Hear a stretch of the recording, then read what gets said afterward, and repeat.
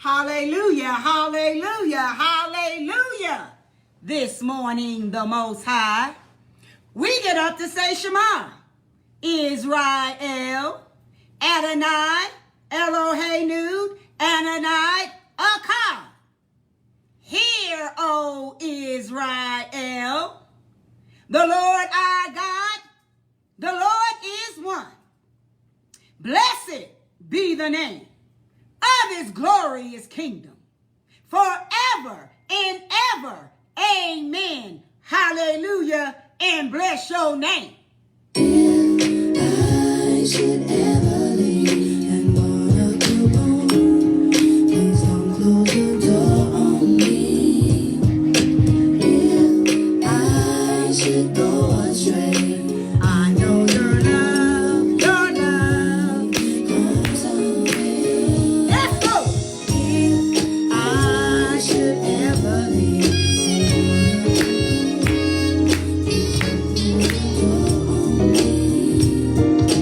if I should go astray, I know your love comes on me.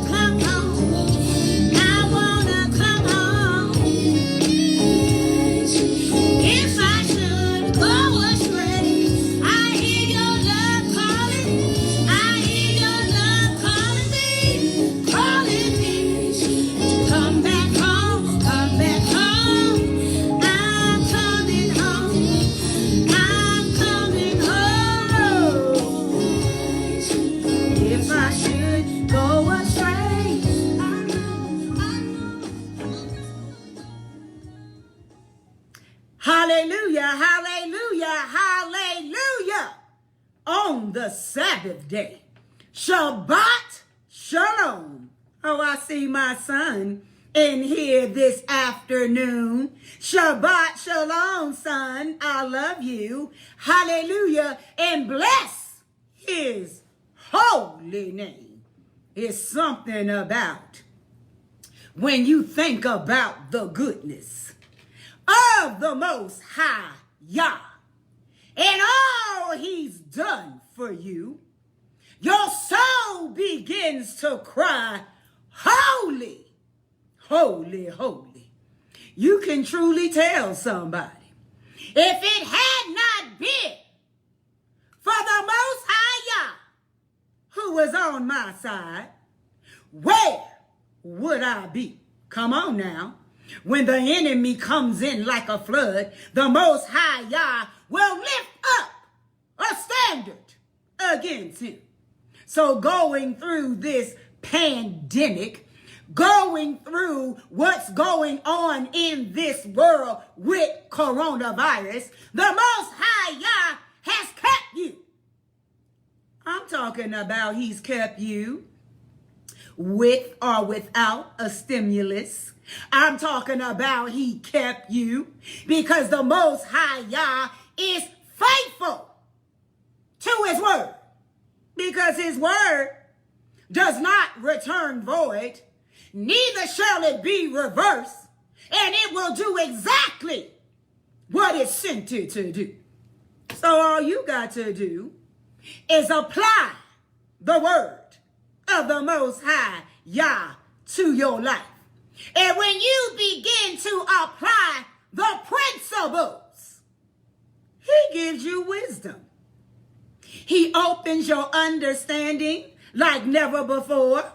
He has you to walk out of things that are dysfunctional in your life.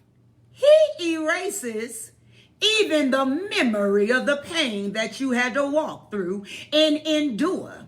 He says, weeping may endure for a night, but joy cometh in the morning. I don't know about anybody else, but I've had some good days. I've had some hills to climb. Come on now. I've had some weary days. Oh, but when I think about and when they really thought it over, the Most High Yah has been good to me. Therefore, I won't complain. I got to be like Paul. It was good for me that I was afflicted. I won't complain. Come on now. Come on now. Come on now. It was good for me that I was afflicted. Come on now. Yahushua says, nevertheless, not my will, but thine will be done. Aren't you glad of the things that you went through in your life? Because now you know that thing had purpose in it. All things work together. I don't care what you say. I don't care tests, trials, and tribulations. All things work together for them who love Yah and that are called according to his purpose. Come on, Queen Gina. Shabbat shalom. Queen Adrian, Shabbat shalom. You better know, if it had not been for the Most High Yah who was on your side. Come on, Queen Adrian. You know you celebrated a birthday this week, and it was your 50th birthday. Don't you understand that 50 is the number in Hebrew for Jubilee? Every 50 years, it has to be a release, and it's called Jubilee. So there has been a release, come on now, in your life, Queen Adrian. Come on now. now. Who the Son sets free is free indeed. Come on now. Who the Son sets free is free indeed. I'm just thankful today. Because you know a whole lot of folks is crying freedom today. A whole lot of folks is saying, this is my Independence Day. A lot of folks are saying, happy 4th of July. I'm sorry. I won't be able to say, this is my Independence Day. According to this United States of America. I won't be able to say, happy 4th of July to you. Because this is not my forefathers' Independence Day. So why do you celebrate the 4th of July when our ancestors were still in the field picking cotton as the United States of America got their independence from Great Britain? We didn't have no independence. And as far as I'm concerned, we still don't have no independence in this United States of America. Oh, this is America. This is America. Oh, we're still being slain in the streets. Oh, they're still protesting. No justice, no peace. Say his name. Elijah McCain. Say her name. Vanessa Gillen. Murdered on a military base in Fort Hood, Texas. I'm talking about murder. And you celebrating your Independence Day today. When you been free, black and brown people, you ain't free. This is not your Independence Day. And I don't care how many firecrackers they light today. I don't care how much red, white, and blue you put up. I don't care what flag you hang on your door today. According to Frederick Douglass, what is the 4th of July to a slave? What you say? Frederick Douglass wrote one of the greatest speeches addressed to the United States of America. Have you ever read it?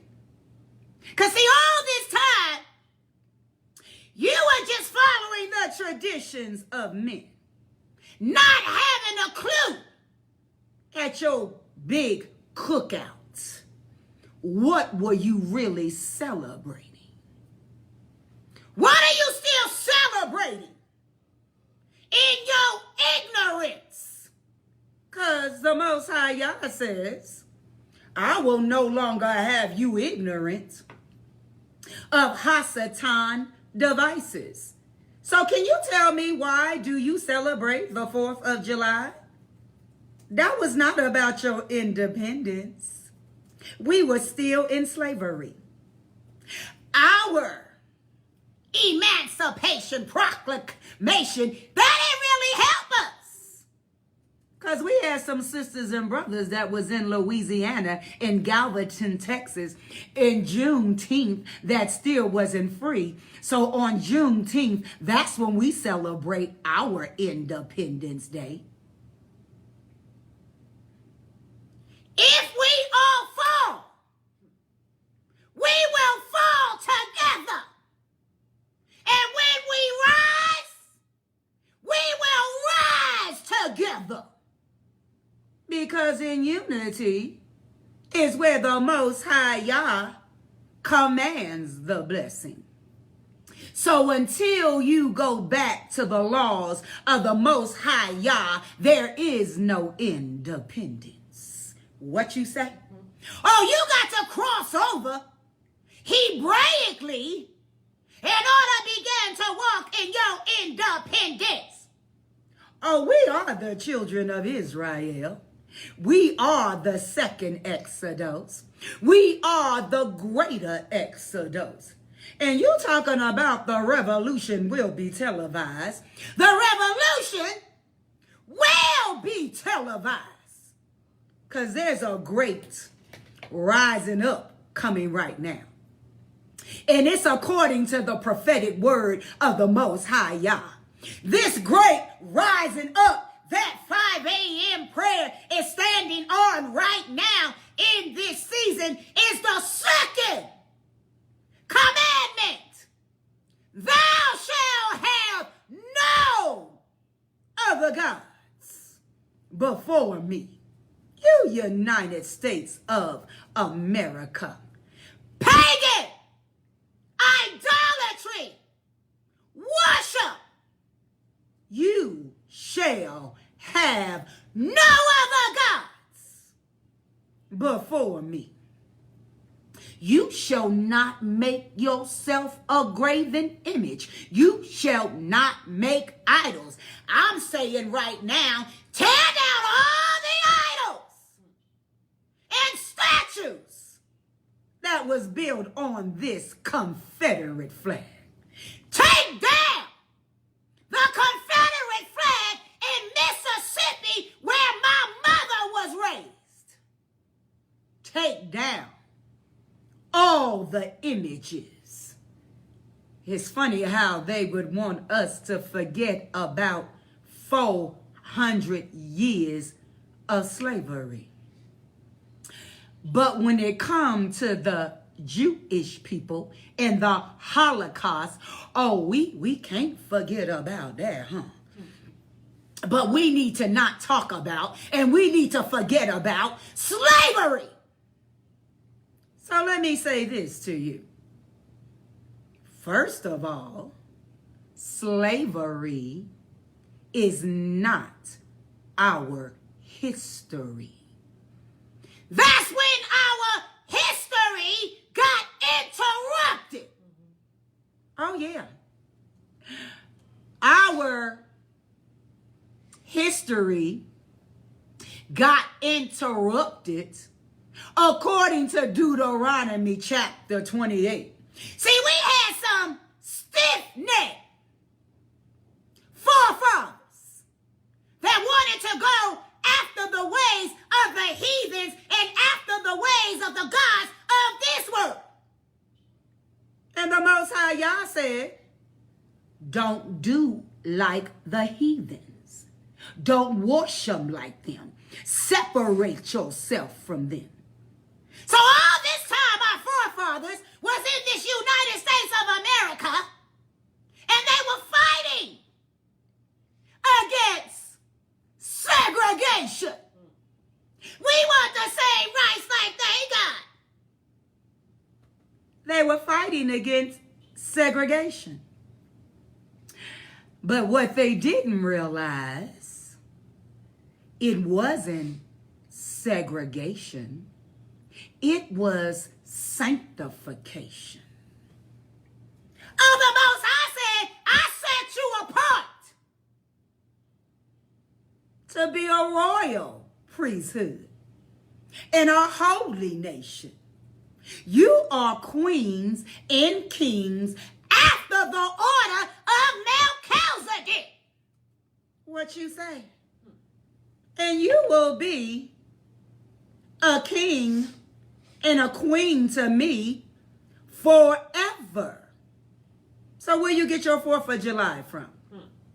You out there with your big slab of ribs on the grill and burgers and playing music and y'all about to do the hustle and electric slide and all that foolishness? This is not your Independence Day. This is not your Independence Day. And we need to post that loud and clear with a whole bunch of explanation points behind it. The 4th of July is not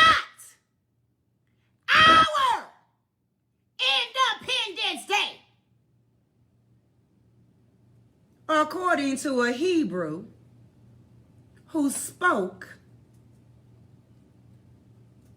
to Congress. Oh, he was a Hebrew of Hebrews. And his name is Dr. Frederick Douglass. What you say? Oh, his name is Dr. Frederick Douglass. So, you need to understand the reason why you are being taught Hebraically, to change the way you think, to come out of a Greek mindset into a Hebrew mindset, to come out of a Western mindset into a Hebraic mindset, to come out of religion into relationship, because you have lost who you are. You celebrate things that don't have nothing to do with your history. Nothing at all. So the Most High Yah is setting up his kingdom on earth. Thou kingdom come, thy will be done on earth as it is in heaven. So he has to come and reintroduce the kingdom concept to you. So you will worship as the kings and queens that you are. It's time to come out of darkness into his marvelous light. We got to come out of darkness into his marvelous light. And it's something about telling the truth. I don't know why folks don't like us when we tell the truth.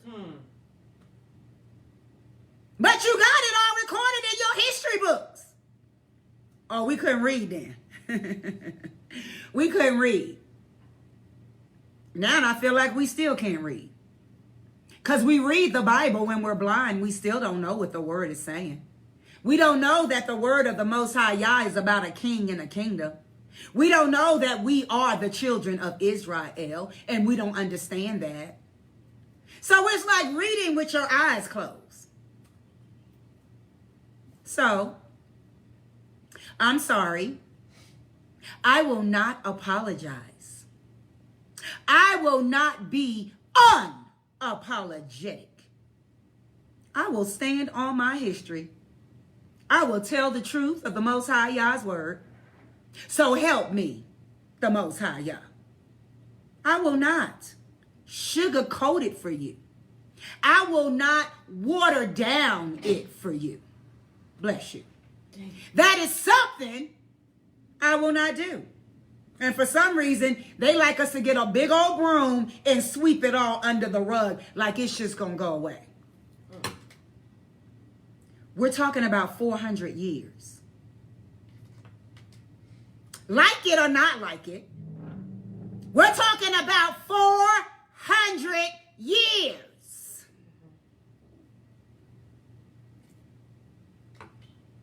It's history. Yep. They put it in a book for a reason. Oh, we just not supposed to read what's in the book? Uh-oh. We're not supposed to read the Constitution of the United States of America and what the foundation is rooted in? We're not supposed to do that. See, when we get to read the United States of America Constitution, you will understand why the 13th and the 14th Amendment need to be done away with. Because as a race, we're only considered 3/5 human. Sorry, that's in your United States Constitution. Some folks don't like truth. Some folks don't want you to go back in history. Can you just forget about that and not talk about it? Well, we have to unlearn some things. We have to relearn some things. And some of the things that we're going to find out, I mean, our eyes are really going to be open. So it's time to stop sugarcoating us as a people. It's time to stop watering down the message that the Most High Yah brought. He brought the message of the kingdom. And because we were disobedient and went into captivity, do you know every time we were obedient, we prosper. We were blessed. We got more territory. We killed more tribes. We killed more armies when we were obedient. Now, what happened when we were disobedient? Off you go, right back into captivity. Off you go, right back into bondage. Off you go, right back into slavery. Now in 2020, you are still in these streets screaming, no justice, no peace. No justice, no peace.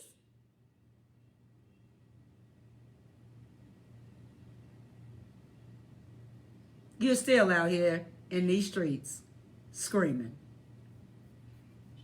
If you would just be obedient and turn back to Yah's laws, you will have justice and peace. So, to the ones that can turn off the music on your barbecue for a little while. To the ones that might be still letting that, those ribs kind of marinate or waiting for the sun to kind of go down, because it's too hot to be barbecuing right now. So to the ones that want knowledge, understanding, and wisdom, I come to teach the kingdom of the Most High Yah, to bring you out of darkness into your marvelous light, and to let you know that He is the one and only Yah. And there shall be no other Yahs before Him. All right. I'm about to smoke some things today. We're about to put some meat on the smoker. Because we're no longer on milk. We're on meat. You're about to get the meat of the word. Yeah, it's season 2.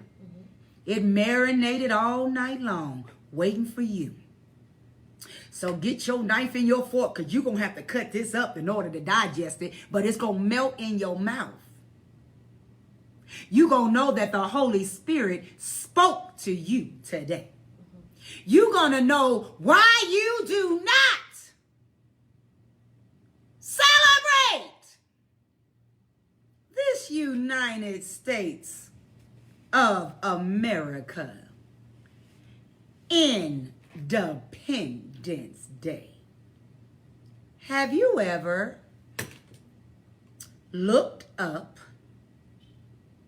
what is the 4th of July to the slave?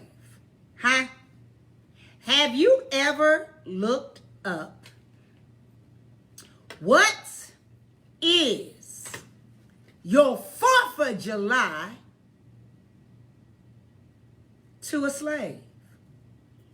I was blessed this morning. If you guys get a chance to do it, Frederick Douglass, actual great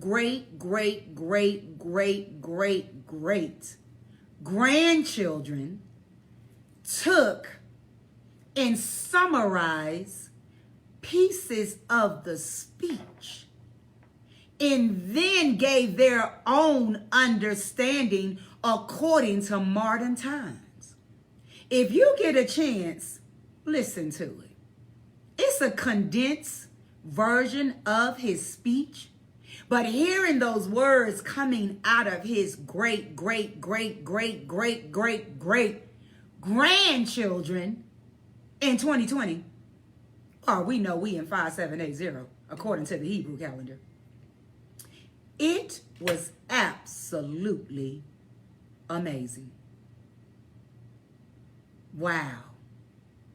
absolutely amazing. So come on, come with me on a journey to the old plantation. Because right now, our forefathers were not free. They were still picking cotton. Thank you, Pastor Keith Wilkinson, for keep taking your journeys to the slave plantations. Honor you, First Lady Jeanette.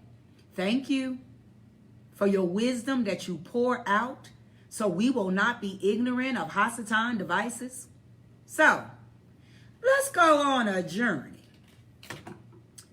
to the slave plantation, according to Frederick Douglass.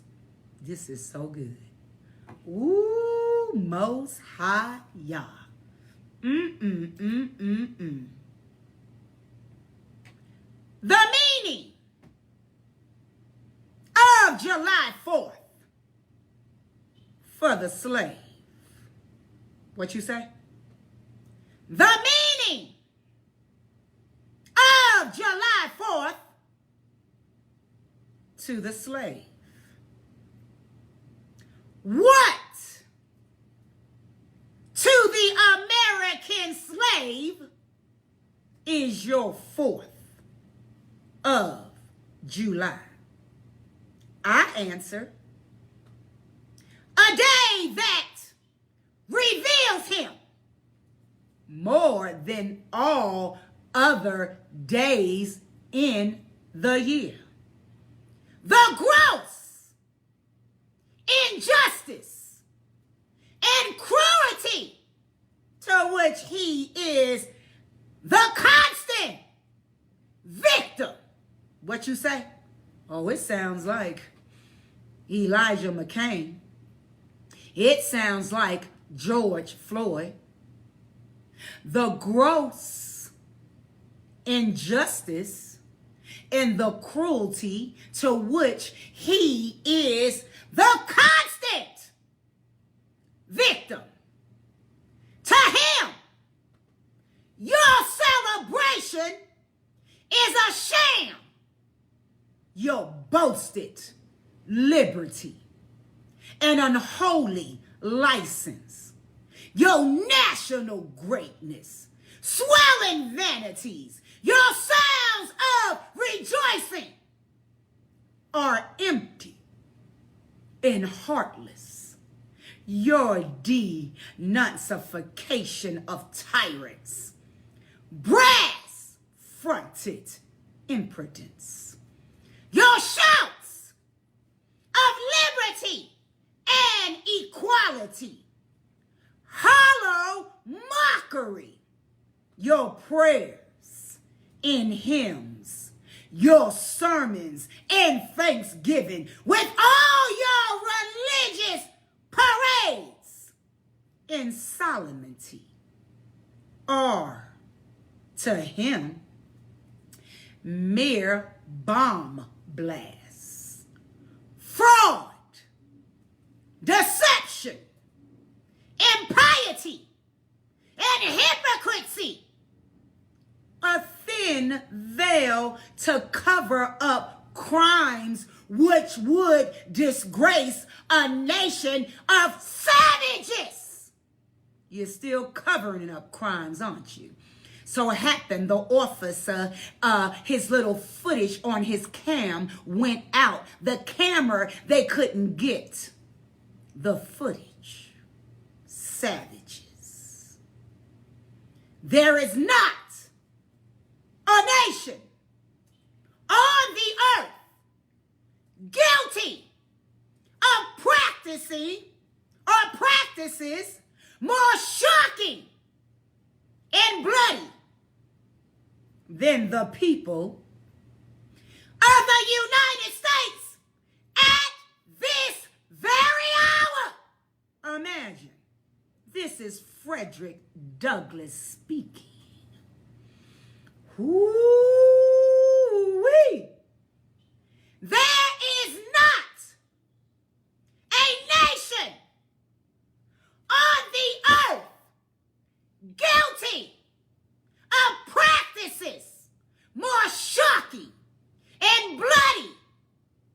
than are the people of the United States at this very hour.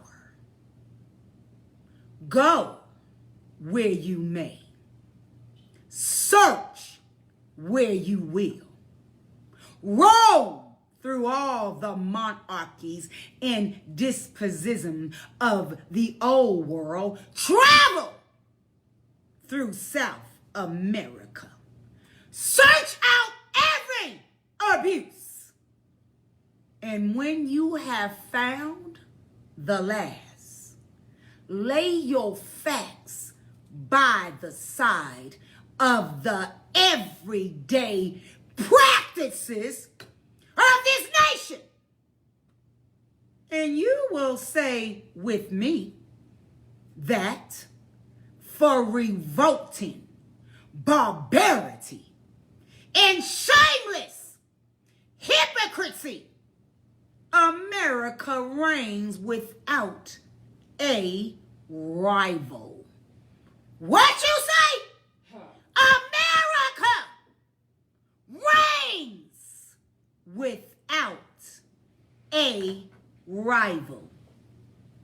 Take the American slave trade, which we are told by the papers is especially prosperous just now.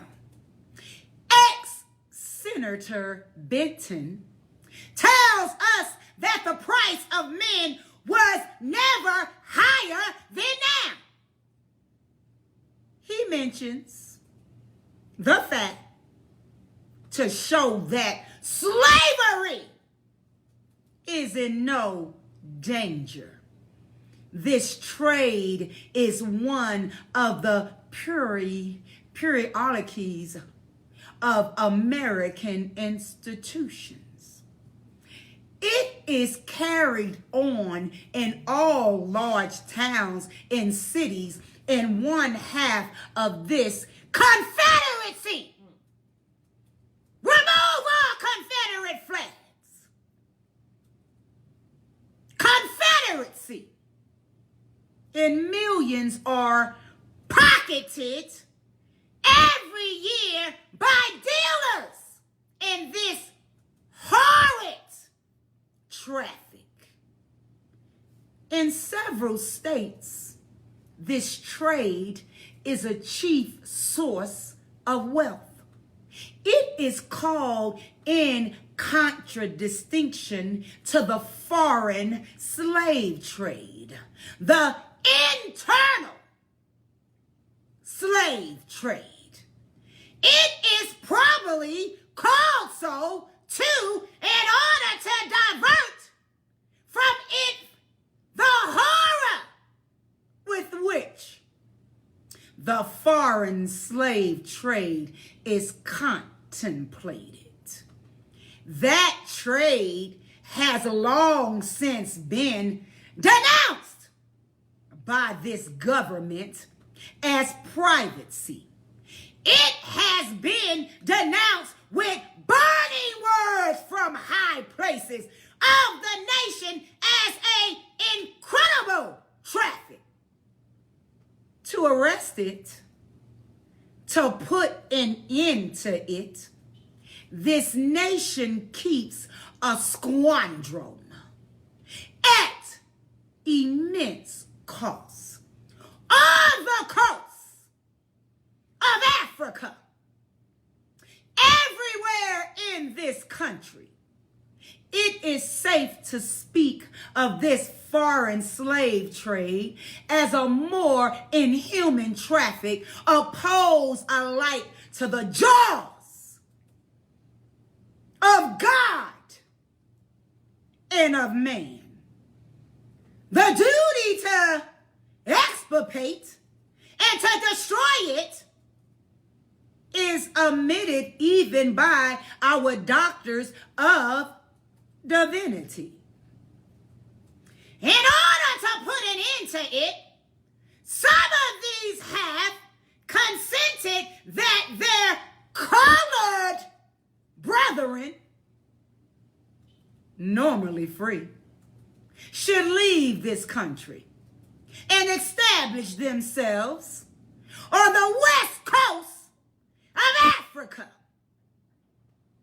It is, however, a notable fact that while so much excretion is poured out by Americans upon all those engaged in the foreign slave trade, the men engaged in the slave trade between the state pass without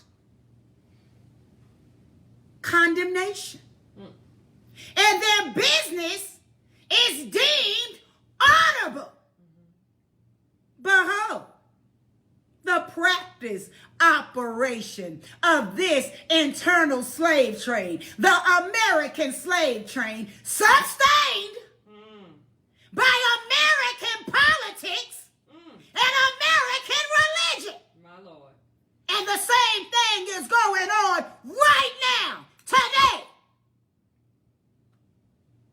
How you celebrating the 4th of July as your Independence Day? Here you will see men and women reared like swine for the market. You know what a swine drover? I will show you a man drover. They inhabited all our southern states. They preambulated the country and crowd the highways of the nation with droves of human stock. You will see one of these human flesh jobbers armed with pistols, whips, and Bowie knife, ooh, Lord, driving a company of 100 men, women, and children from the Potomac to the slave market at New Orleans.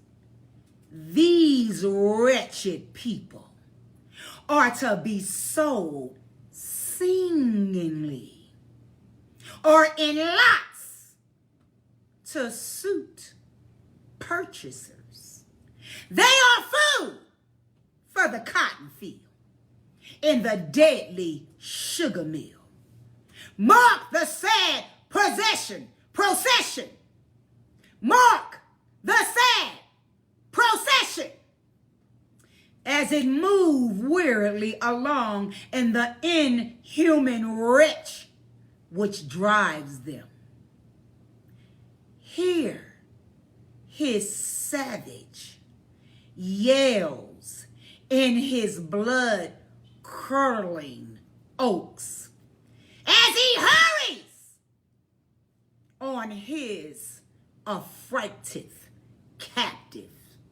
These see the old man with lock thin and gray. Cast one glance, if you please, upon that young mother whose shoulders are bared to the scorching sun.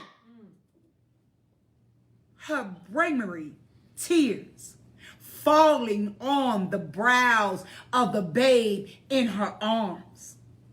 See too, that girl of 13 weeping, yes, weeping, as she thinks of the mother from whom she had been torn. The drove moves tardily. Heat and sorrow has nearly consumed their strength. Suddenly, you hear a quick snap, like the discharge of a rifle. The fetters clank, and the chains rattle simultaneously. Your ears are saturated with a scream. I can't breathe. That seems to have torn its way to the center of your soul. The crack you heard was the sound of the slave whip. The scream you heard was from the woman you saw with the babe. Her speed had faltered under the weight of her child and her chains that gashed on her shoulder tells her to move. Follow this drove to New Orleans. Attend the auction. See men examine like horses. See the forms of women rudely and brutally exposed to the shocking gaze of American slave buyers. See this drove sold and separated forever. And never forget the deep, sad sobs that arose from that scattered multitude. Tell me, citizens, where under the sun can you witness a spectacle more fittish and shocking? Yet, this is but a glance at the American slave trade as it exists at this moment. I'm going to say that again. While you out there celebrating the 4th of July, this is not our Independence Day. In the ruling part of the United States, come on, Frederick Douglass, he says, I was born amid such sights and schemes. To me, the American slave trade is a terrible reality. When a child, my soul was often pierced with a sense of its horrors. I lived on Philpott Street, Fair Point, Baltimore, and have watched from the raft the slave ships in the basins anchored from the shore with their cargoes of human flesh waiting for favorable winds to raft them down the Chesapeake. There was, at that time, a grand slave mart kept at the head of Pratt Street by Austin Woodfork. His agents were sent into every town and country in Maryland, announcing their arrival through the papers and on flaming handbills headed cash for the Negroes. These men were generally well-dressed men and very captivating in their manners, ever ready to drink, to treat, and to gamble. The fate of many a slave has depended upon the turn of a single card, and many a child has been snatched from the arms of his mother by bargains arranged in a state of brutal drunkenness. The flesh mongers gather up their victims by dozens and drive them chained to the general depot at Baltimore. When a significant number has been collected here, a ship is chartered for the purpose of conveying the far-long crew to Mobile or to New Orleans from the slave prison. From the slave prison ship, they are usually driven in the darkness of night. For since the anti-slavery agitation, a certain caution is observed. So, why are you celebrating this 4th of July? We were still in slavery. Stop celebrating the traditions and dogmas of men. Search out your history and know what Yah would have you to study out. I love how in this speech of Frederick Douglass, he goes on to say, you're going to have to read this for yourself, because I read this entire thing on last year. But I wanted to open the eyes of people that are celebrating the 4th of July and don't know why. So we going to post it on our Facebook page, and you need to go read it for yourself.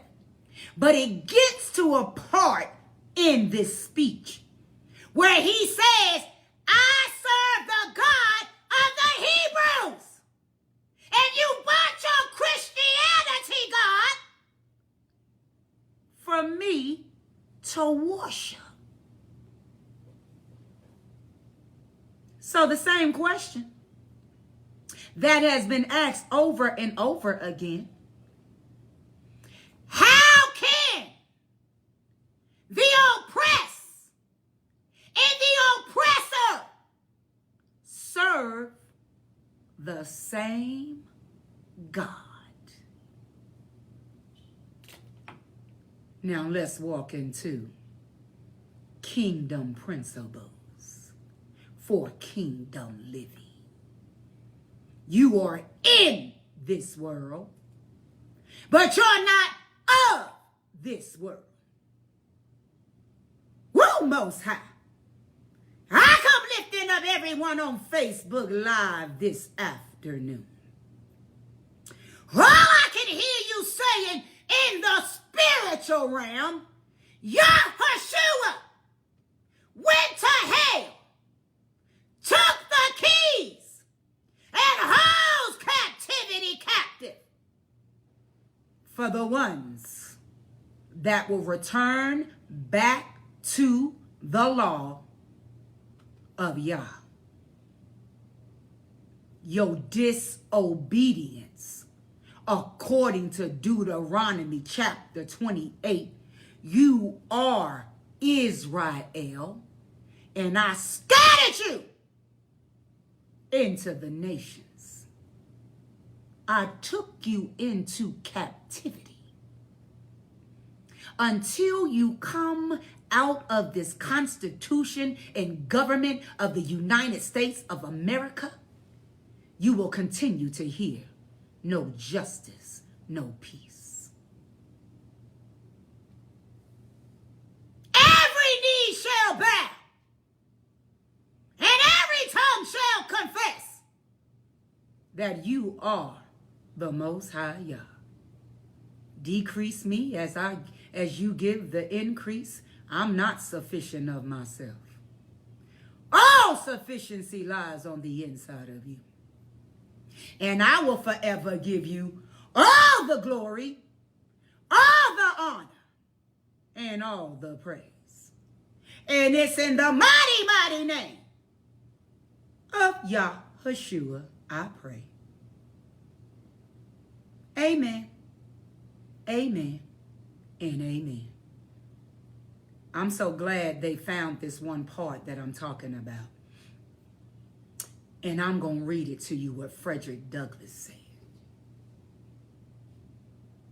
He said, by whom they profess to be called to the ministry, deliberately taught us against the examples of the Hebrews and against the remonstrance of the apostles, that we ought to obey man's law before the law of Yah.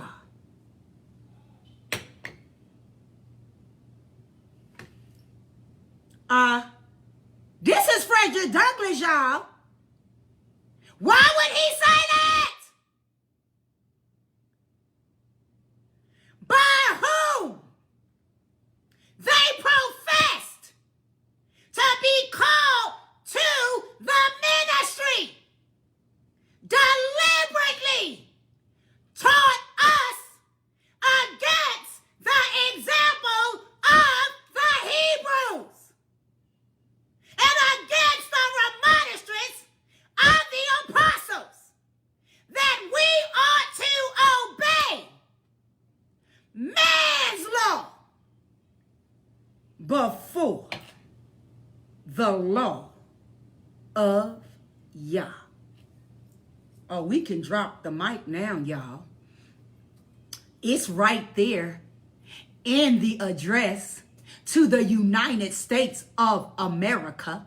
You can look up the speech yourself. He called himself a Hebrew, not a Negro, not black, not African American. He called himself a Hebrew.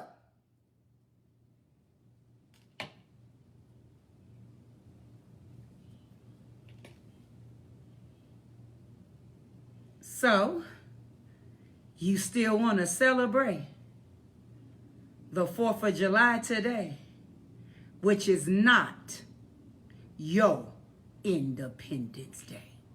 You go most high. The word says, if 2 or 3 gather together in his name, that he would be in the midst. Come on, Holy Ghost. The word says, if 2 touch and agree on anything, it shall be done. And I know I can't do nothing this afternoon without this word being established through the law, the prophets, and the writings. So the method style of study, it is a process of studying the word of Ahia, Asha, Ahia, which is I am, that I am in Hebrew, the great I am, the Yah of Abraham, Isaac, and Jacob. And we seek his guidance and live in a kingdom lifestyle. The Torah is the Most High Yah's teachings and instructions in 613 principles. It's where the Creator speaks, mother. And then we search the witnesses through the books of the prophets, the Nevi'im, and the books of the writings, the Ketuvim, collectively the Torah, the Nevi'im, and the Ketuvim, are identified as the Tanakh, or as some refer to it, the Old Testament, which is the only book that Yahushua studied and referenced throughout the New Testament. Exodus chapter 1, verse 14. And they made their lives bitter with hard bondage and mortar and in brick, and in all manner of service in the field. All their service wherein they made them serve was with rigor. Today, we look to the word bondage. Hebrews number 5650. Adomha, a servant, bondage, bondman, bondservant, man-servant. The Torah testifies. Exodus chapter 6, verse 6. Wherefore say unto the children of Israel, I am the Lord, and I will bring you out from under the burdens of the Egyptians. And I will rid you out of their bondage, and I will redeem you with an outstretched arm and with great judgments. Exodus chapter 20, verse 2. I am the most high thou Yah, which brought thee out of the land of Egypt, out of the house of bondage.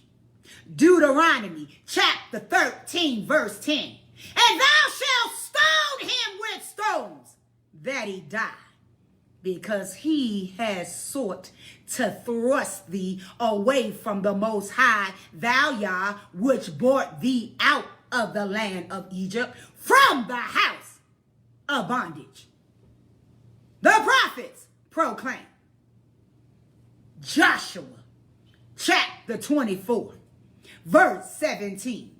For the Most High our Yah, he it is that brought us up and our fathers out of the land of Egypt, from the house of bondage, and which did those great signs in our sight, and preserved us in all the way wherein we went, and among all the people through whom we passed. Ezra chapter 9, verse 8. And now for a little space, grace had been shown from the Most High our Yah to leave us a remnant to escape, and to give us a nail in his holy place, that our Yah may lighten our eyes and give us a little reviving in our bondage. Nehemiah chapter 5, verse 5. Yet now our flesh is as the flesh of our brethren, our children as their children, and lo, we bring into bondage our sons and our daughters to be servants, and some of our daughters are born into bondage already. Neither is it in our power to redeem them, for other men have our lands and vineyards. The writings bear witness. Judges chapter 6, verse 8. That the Most High sent a prophet unto the children of Israel. Y'all better come on and wake up. That the Most High sent a prophet unto the children of Israel, which said unto them, thus says the Most High Yah of Israel, I brought you up from Egypt and brought you forth out of the house of bondage. We have completed the method style of study this afternoon, reviewing bondage. First, we recognize the standard set in the Torah in 613 principles. Then we search the witnesses in the books of the prophets, the Nevi'im, and the books of the writings, the Ketuvim, collectively the Torah, the Nevi'im, and the Ketuvim, or identified as the Tanakh, which is the Old Testament's proper title, and it's the only book that Yahushua studied and referenced throughout the New Testament. 5 a.m. prayer. You must understand that the Most High Yah put us as his people into bondage because of our disobedience to his law and what he commanded. He made us so that we would live a kingdom lifestyle. When we disobeyed, we lost a kingdom that had no bondage, no fear, no killings, no abuse. Our disobedience caused the Most High to scatter us into Babylon, and until we wake up as his people and turn back to his kingdom authority, we will remain in bondage and captivity, suffering the injustices that we face. Isaiah chapter 14, verse 3. And it shall come to pass in the day that the Most High shall give thee rest from thy sorrow, and from thy fear, and from the hard bondage wherein thou was made to serve. What you say? Shalom Aleichem. Peace be unto you, 5 a.m. prayer community. The Most High Yah is making it clear to us that he loves us as his bride. He has set us apart. He has made us to rule and reign here on the earth with his kingdom authority over us. But there are some conditions. What you say? But there are some conditions. We have been adulterous and disobedient. Just because the Most High Yah loves us and we are his chosen people doesn't mean he isn't fed up with our actions. Turn back to the Most High Yah. And where and when we as his people turn back to him, he will heal our land. So now, are you ready for the word of Yah, the father of Abraham, the father of Isaac, the father of Jacob? Are you ready for the word of Yah, the father of Abraham, the father of Isaac, the father of Jacob? This afternoon, we are coming out of the book of Exodus. Exodus chapter 20 in its entirety. Again, this afternoon, we are coming out of the book of Exodus. Exodus chapter 20 in its entirety, and it speaks. And Yah spake all these words, saying, I am the Most High, thou Yah, which have brought thee out of the land of Egypt, out of the house of bondage. Thou shalt have no other gods before me.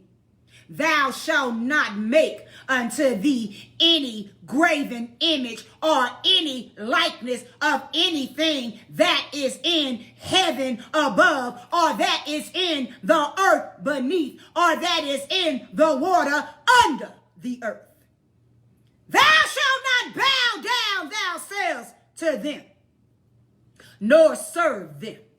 For I am the Most High, thou Yah, am a jealous Yah, visiting the iniquities of the fathers upon the children unto the third and fourth generations of them that hate me, and showing mercy unto thousands of them that love me and keep my commandments. Thou shalt not take the name of the Most High, thou Yah, in vain. For the Most High will not hold him guiltless that taketh his name in vain. Remember the Sabbath day to keep it holy. 6 days shalt thou labor and do all thy work.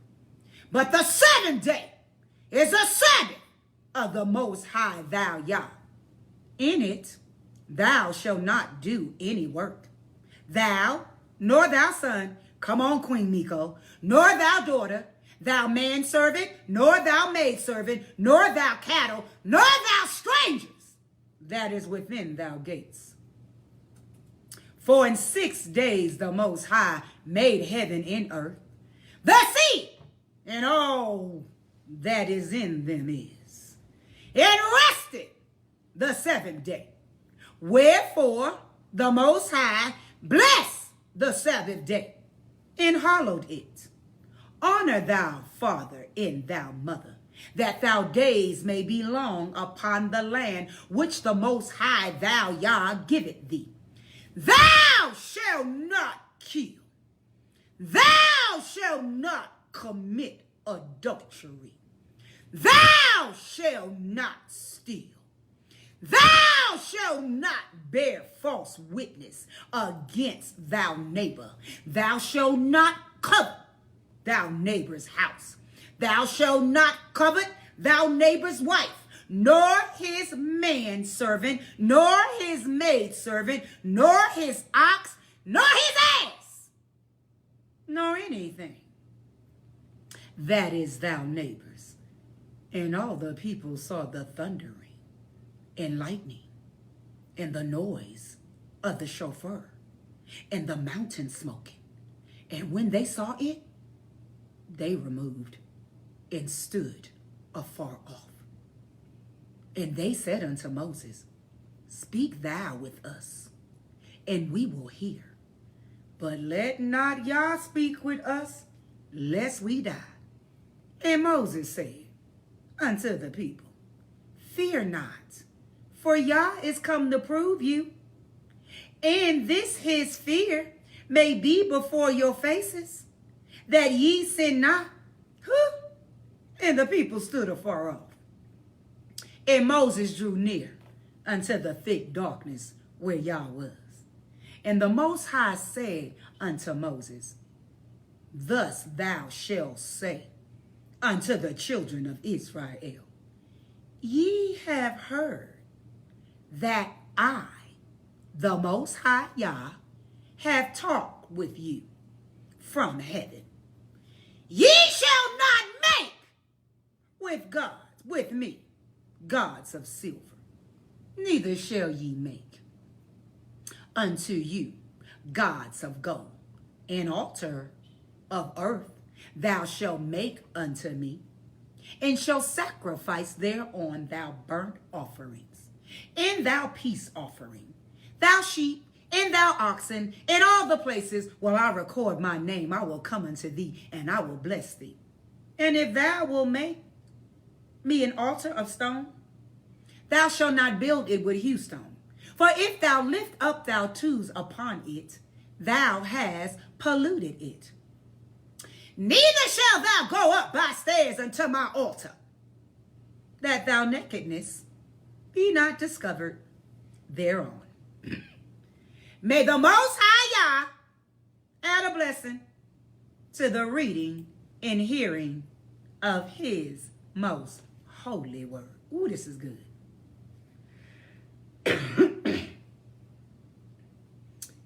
Kingdom principles, preparing for kingdom experience and expansion. The kingdom of the Most High Yah versus the government of man. What do you say on your so-called Independence Day? The kingdom of the Most High Yah versus the government of man. 90% of all the national and international problems facing our world today are the result of either government or religion. Come on, Frederick Douglass. 90% of all the national or international problems facing our world today are the result either of government or religion. This introduces global hunger, health epidemics, coronavirus pandemic, terrorism, racial and ethnic conflicts, segregation, nuclear tension, and economic uncertainty. Throughout history, man's greatest challenge has been to learn how to live in peace with himself and his neighbors. Whether it is the continent of Africa, old Europe, Newsmen of England, the Mongols of Asia, Indians of North and South America, or the Eskimos of Ireland, tribal wars, racial and ethnic conflicts, and full-scale war have been the human story. In all of these social and cultural expressions of humanity, the one thing that has always evolved was some kind of authority structure, a form of leadership or government mechanisms to establish and maintain social order. From the painted walls of native caves and the hieroglyphics of tombs of ancient Egypt to the historic pyramid structures of the Aztec worshippers, evidence abounds of man's desire and need for some form of governmental structure. The need for government and order is inherent in the human spirit and is a manifestation of a divine mandate given to mankind by the Creator. Man was created to be a governor and ruler, and therefore it is his nature to seek some authority mechanism that will bring to his private and social the world, no justice, no peace. Government is necessary. Say it again, Dr. J. Government is necessary, desirable, and essential to man's social context, no matter how primitive or modern. This is why man continues to search for an effective way to govern himself. Man's need for some formal government structure is an outgrowth of his need for social order and relationship management. This need begins in the smallest prototype of society, the family, and extends all the way to the manifestation of a national expression of constitutional order. Nations need government. You better come on in here. Nations need government. The first book of Moses, Genesis, reveals that the first prototype of government was introduced by the Creator himself long before the first human existed on the earth. In fact, it gives evidence of a government structure that pre-existed earth and the physical universe itself. This expression of government structure was a result of a desire to bring order to chaos and productivity to emptiness. What you say? Now, the earth was formless. Say it again. Now, the earth was formless. No order. No order. And empty. Chaotic. Emptiness. Darkness was over the surface of the deep. In the Ruach spirit of the Most High Yah was hovering over the waters. And the Most High Yah said, "Let there be light." And there was light. Genesis chapter 1, verse 2 and 3. Here we see that the impact of a divine, invisible, supernatural government was necessary. The whole thing gone. Was necessary.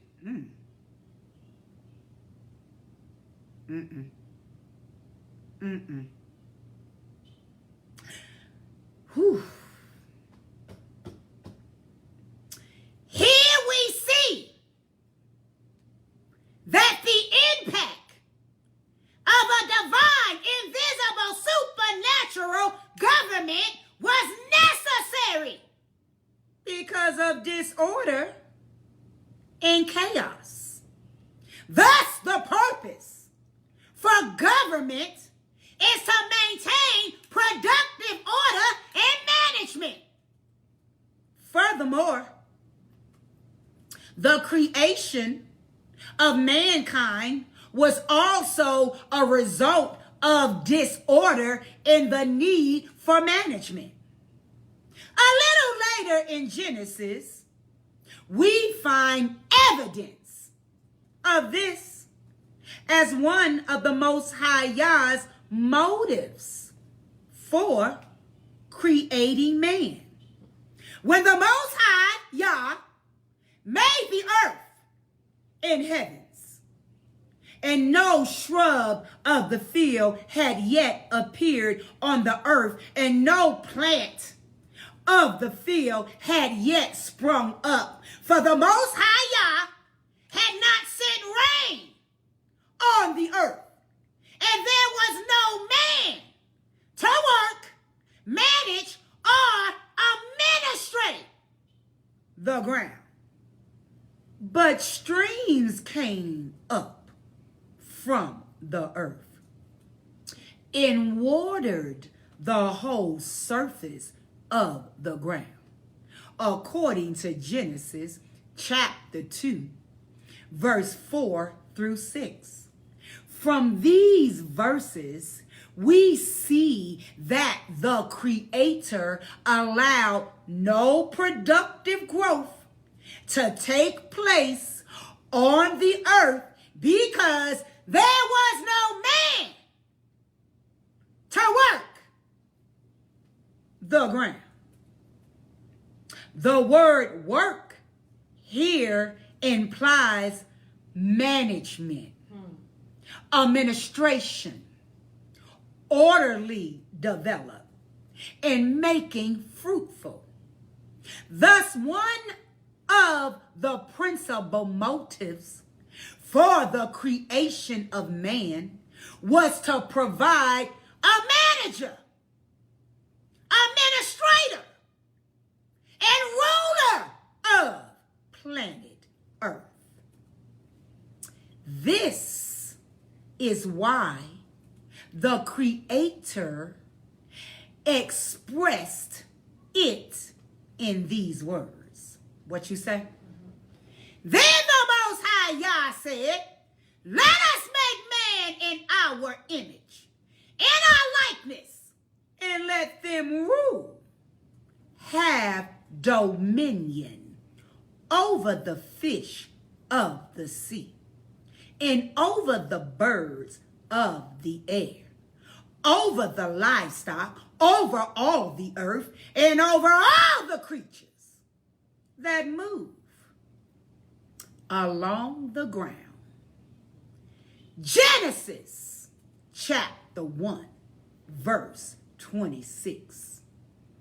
The mandate of the Creator for mankind was rulership and dominion. Say it again. The mandate for mankind was rulership and dominion. As we saw earlier, the word dominion here translates the Hebrew word malakah, meaning kingdom or sovereign rule or government.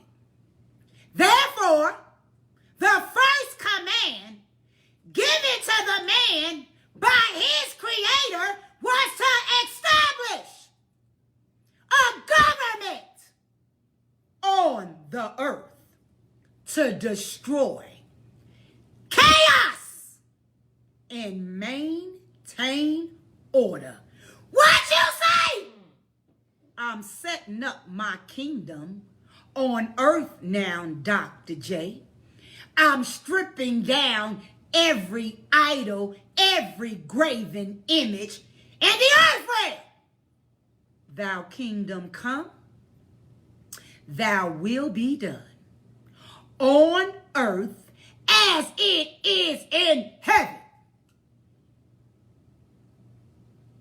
The mandate of the Creator for mankind was rulership and dominion. As we saw earlier, the word dominion here translate the Hebrew word malakah, meaning kingdom or sovereign rule, or government. Therefore, the first command given to the man by his creator was to establish a government on the earth to destroy chaos and maintain order. Government is the Most High Yah's solution to disorder. What you say?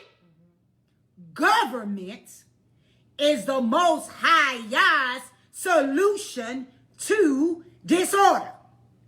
The logical conclusion one can derive from this scenario is, first of all, that government is the Most High Yah's idea.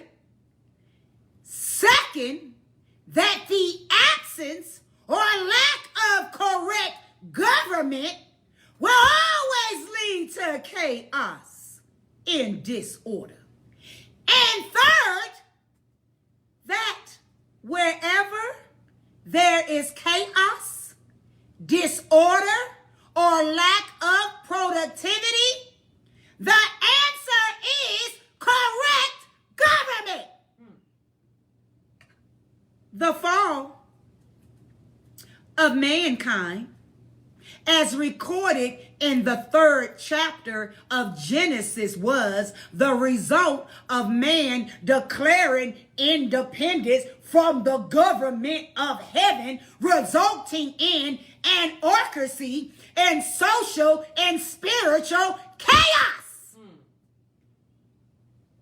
Ever since that fatal fall from governing grace, man has been attempting to establish a form of self-government that would alleviate the internal and external chaos he continues to experience.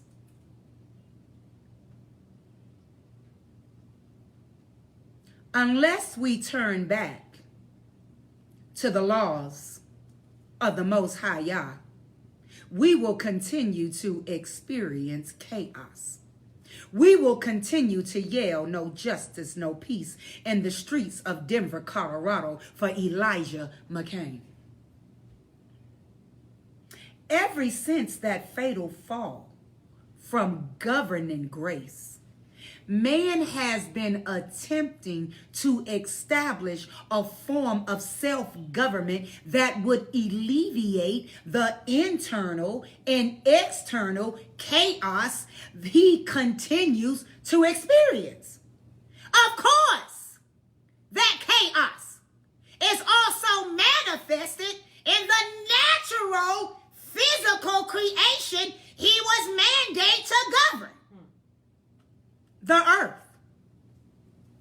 This is the reality behind the statement he was mandated to govern the earth. This is the reality behind the statement of the 1st century biblical writer Paul when he wrote, "The creation waits in eager expectation for the sons of the Most High Yah to be revealed." Ooh, what you say? The universe is waiting for you to wake up. The creation waits in eager expectation for the sons of the Most High Yah to be revealed. For the creation was subjected to frustration, not by its own choice, but by the will of the one who subjected it, in hope that the creation itself will be liberated from its bondage to decay and brought into the glorious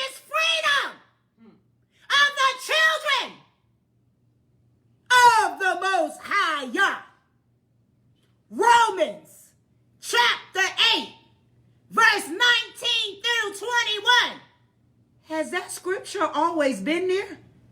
I promise I ain't never read that before. That just done jumped up in the Bible. What you say? Come on, Queen Adrian. It said the creation waits in eager expectation for the sons of the Most High Yah to be revealed. Come on, girl. For the creation was subjected to frustration, not by his own choice, but by the will of the one who subjected it, and hope that creation itself will be liberated from its bondage to decay and brought into the glorious freedom of the children of the Most High Yah. Romans chapter 8, verse 19 through 21. Oh my goodness. Paul's statement reveals the fact that government affects not only the people of the land, but also the land and the physical environment itself. What you say? Oh Lord! Oh Lord! Help me, Holy Ghost! Oh Lord. Woo. Oh Lord. Oh Lord. Oh! My! Yeah. What you say? I'm trying to stay in this chair today. I'm trying to stay in this chair today. Paul's statement reveals that the fact that government affects not only the people of the land, but also the land and the physical environment itself.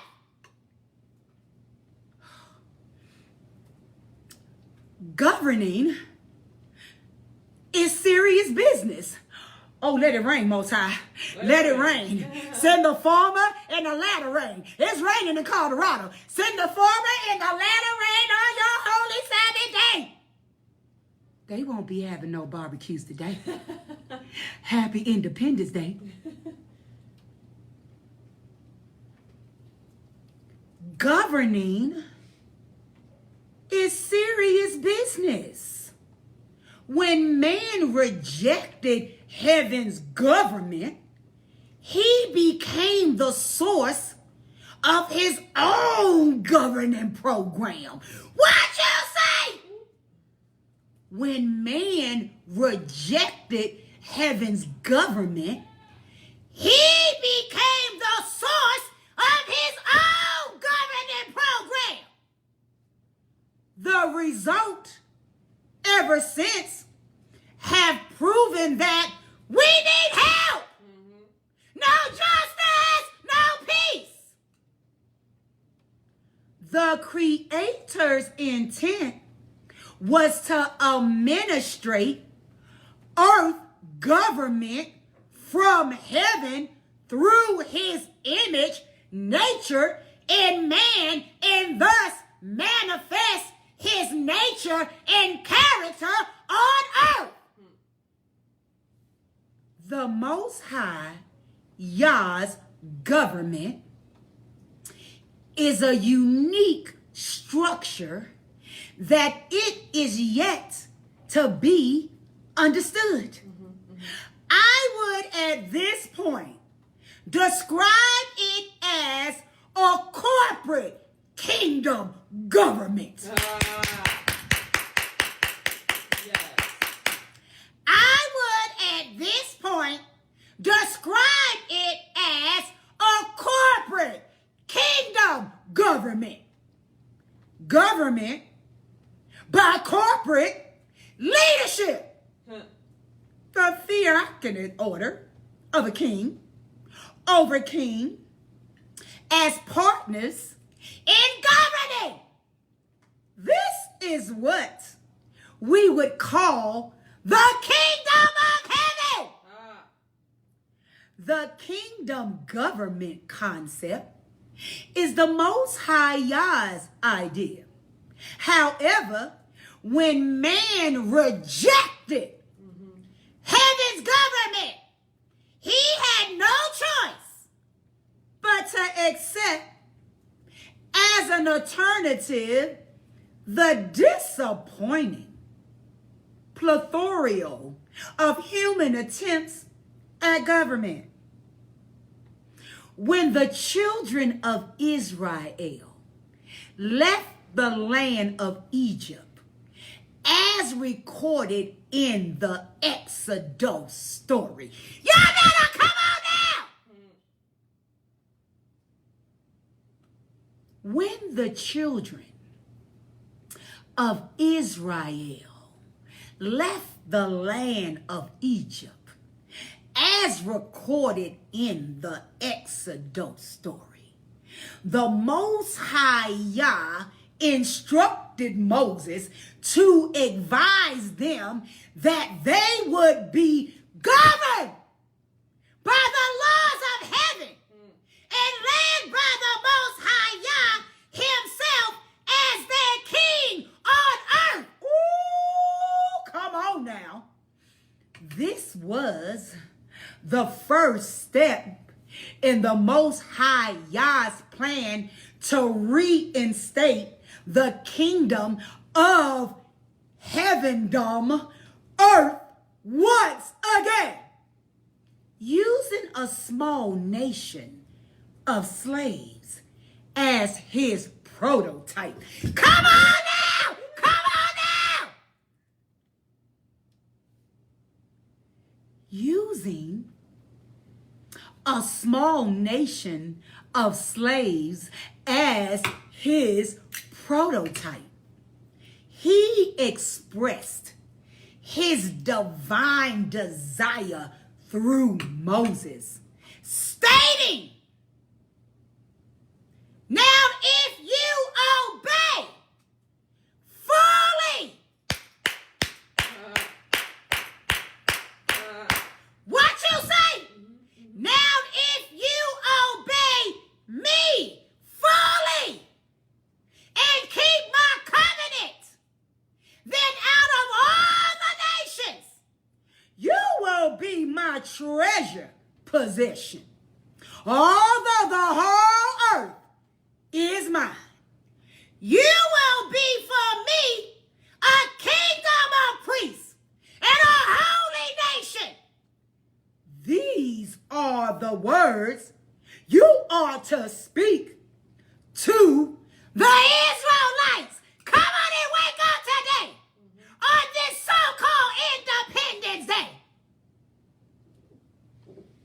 Exodus chapter 19, verse 5 and 6.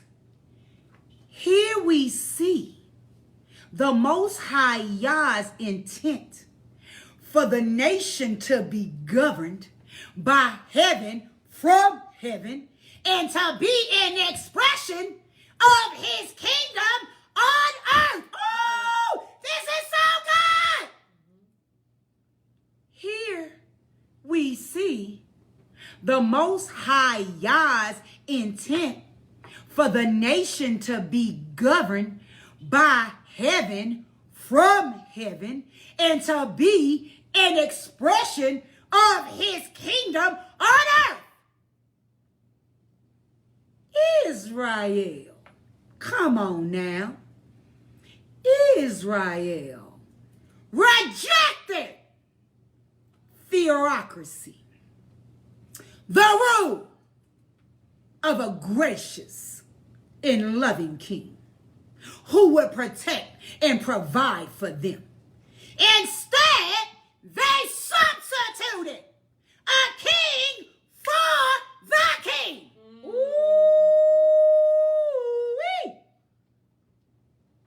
Instead, they substituted a king for the king.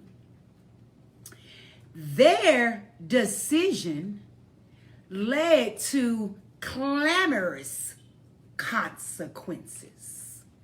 The fall of man was not the loss of heaven, but rather the loss of the kingdom government of heaven on earth. What I say?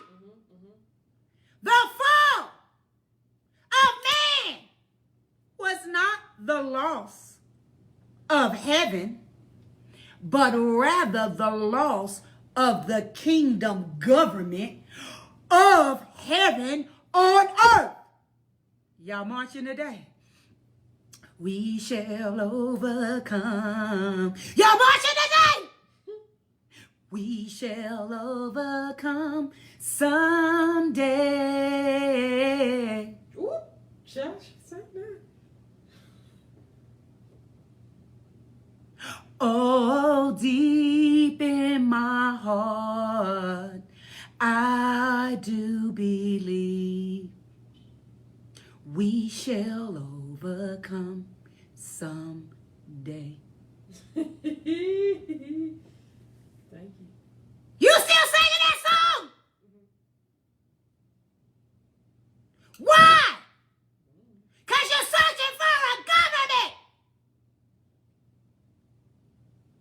You rejected a kingdom government for a king in this earth. Help us, Holy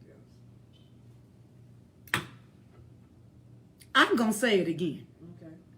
The fall of man was not the loss of heaven, but rather the loss of the kingdom government of heaven on earth. Any honest human taking a serious look at the condition of our planet would have to conclude that earth is in need of a new, or in this case, an alternative form of government. Come on. Thy kingdom come, thy will be done, on earth as it is in heaven. Any honest human taking a serious look at an officer kneeling on the neck of George Floyd for 8 minutes and 46 seconds until he took the very breath out of his body. For 3 officers in Denver, Colorado, to reenact the murder of a young man who was autistic.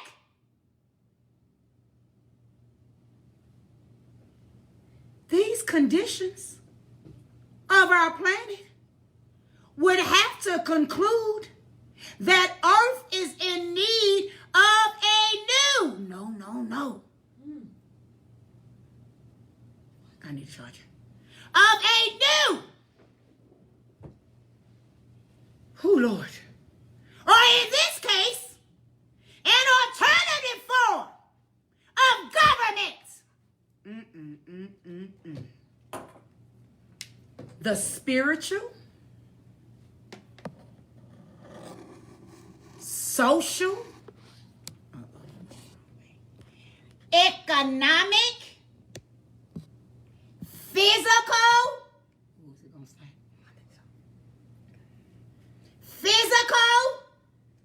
environmental, and cultural conditions of our earth demand a government that is superior to any we have yet invented.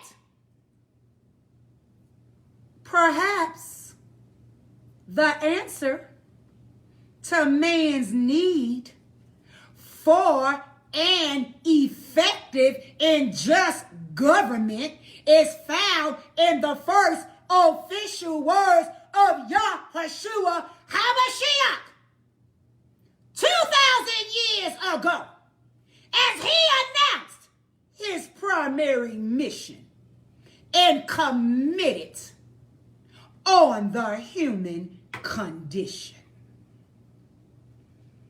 From that time on, Yeshua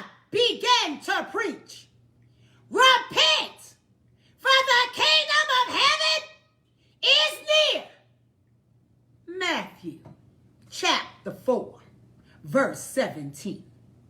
Blessed are the poor in spirit, for theirs is the kingdom of heaven. Matthew chapter 5, verse 3.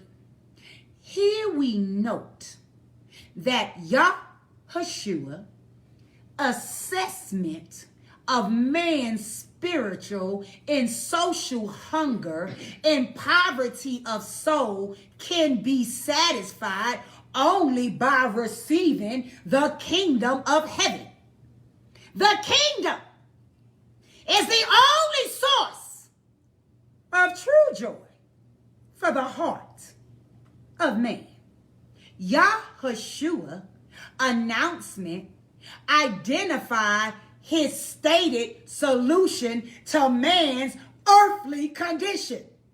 The kingdom of heaven is near or has arrived. The kingdom concept originated in the mind of the Most High Yah and was the original governing system designed for earth. The idea kingdom concept is unique, distinctive, and provides for the greatest benefits to its citizens. The idea kingdom is such a beautiful idea that only the Most High Yah could have thought of it. And it is the only system of governing that can bring the peace. No justice, no peace. Equality and fulfillment that mankind longs for. I use the term ideal kingdom concept because historically, man has attempted to imitate and duplicate the heavenly design of the kingdom with disappointing results. Man's effort to establish kingdom government has produced defective, oppressive, and destructive models that have not only fallen short of the noble aspirations of man, but has also inflicted negative repercussions on his fellow man.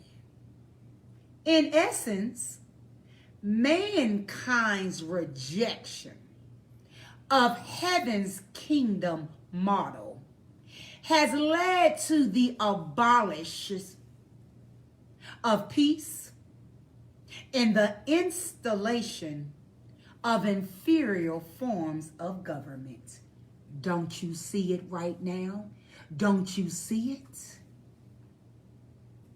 Some governments are better than others, but all are inferior to the Most High Yah's government, the kingdom of heaven. The government of man versus the government of the Most High Yah. What you say? The government of man versus the government of the Most High Yah. The Bible is the most misunderstood book on the planet. Not only by those who do not prescribe to it, but also by many of those who claim to know and embrace its message.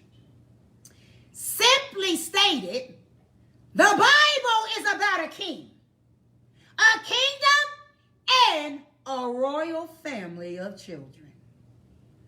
The Bible is not about religion and were never intended to be a religious book.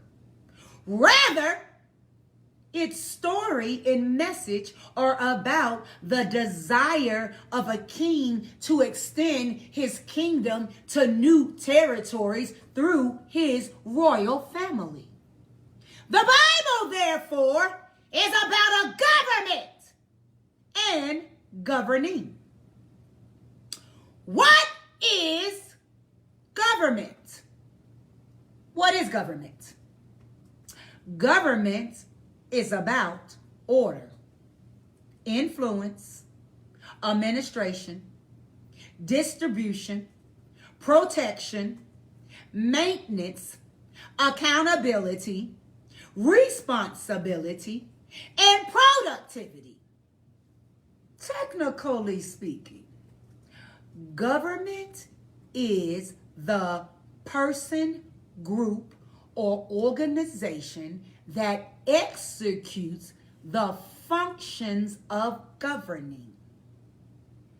This is manifested in the exercise of authority and jurisdiction over territory and scenery.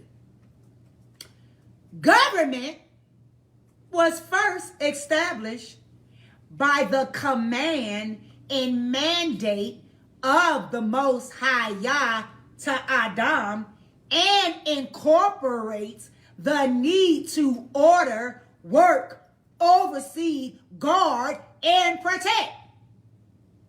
The roots of government in the Western world reach back to the world of the Greeks.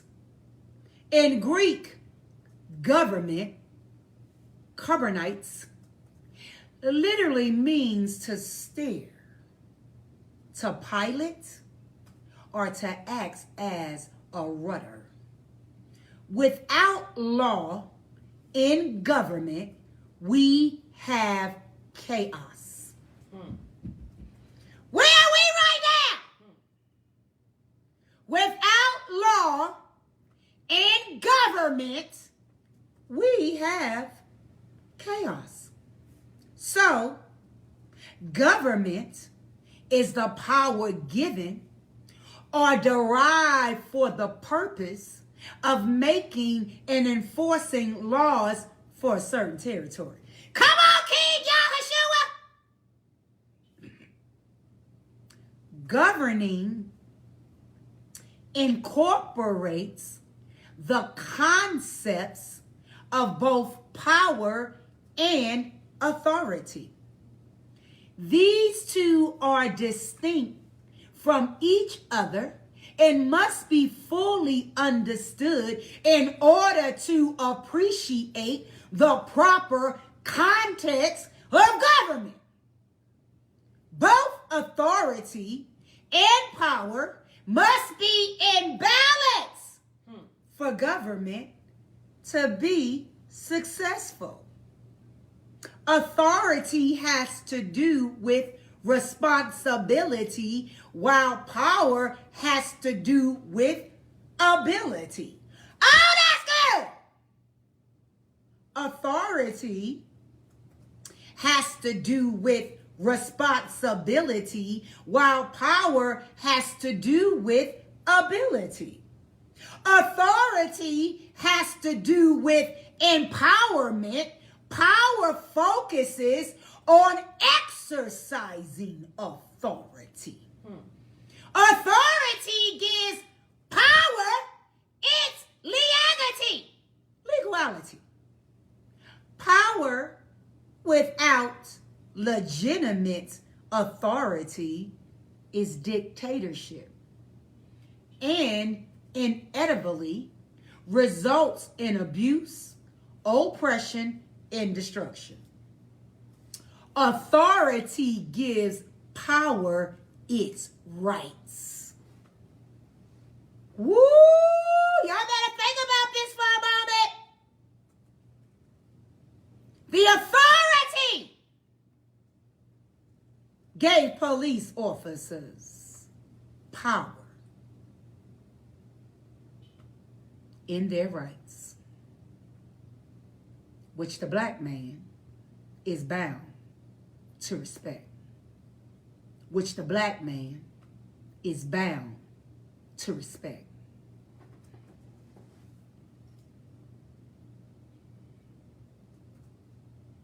Authority is the key to successful government. If the ruling power does not have authority, it cannot govern. The authority to govern either is given by way of a popular vote or derived by way of inherent authority. Earthly governments derive their authority from the people either through a process of choice or by usurping authority through force. For instance, a president or a primer or a prime minister is ambushed with authority by the people who voted him or her into power. In kingdoms, however, authority is inherent and a product of the rights of ownership.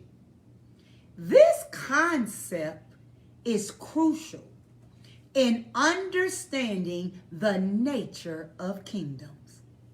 The Most High Yah's authority as king is inherent. No one gives him authority. He has authority because of who he is, and because he created the earth and everything that lives on the earth. That is why Yahushua could say that all authority had been given to him. His Father had all authority and therefore had the right to give it to his Son. The Father had creative rights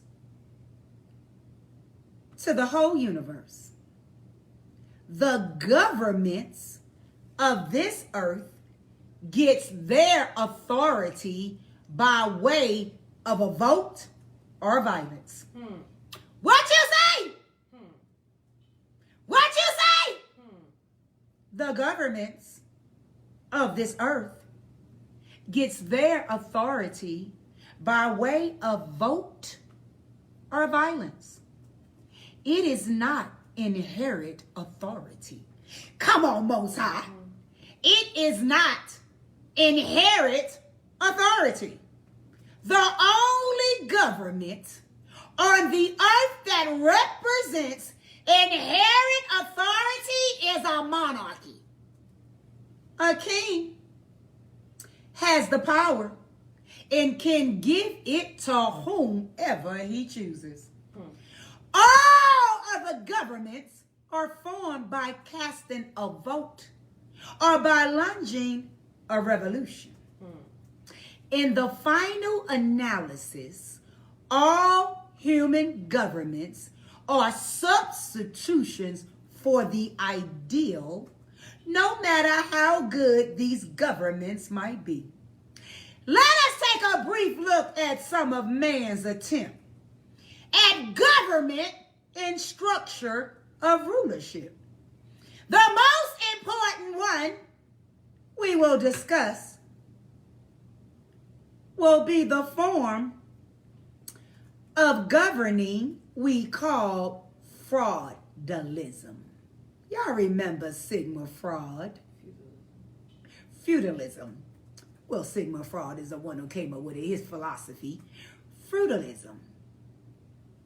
Feudalism describes a governing or ruling system that was established by virtue of the power of ownership. Come on, y'all.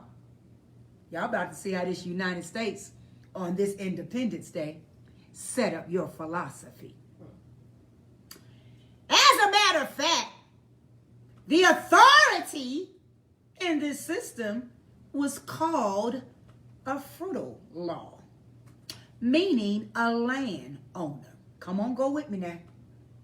During the early Middle Ages, the economic and social power of societies were related to agriculture. Therefore, land was the key source of power. He who owned the land owned the power. When land is power, then whoever owns the most land controls everyone in everything.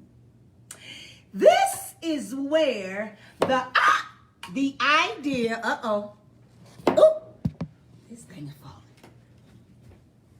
I got it. This is where the idea of real estate originated. Landowners were the ones who were considered to possess real estate. The landowner was the Lord of the land.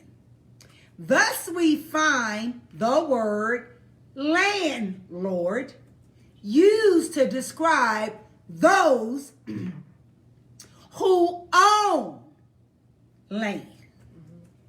Therefore, the primary pursuit of all who desired power was land.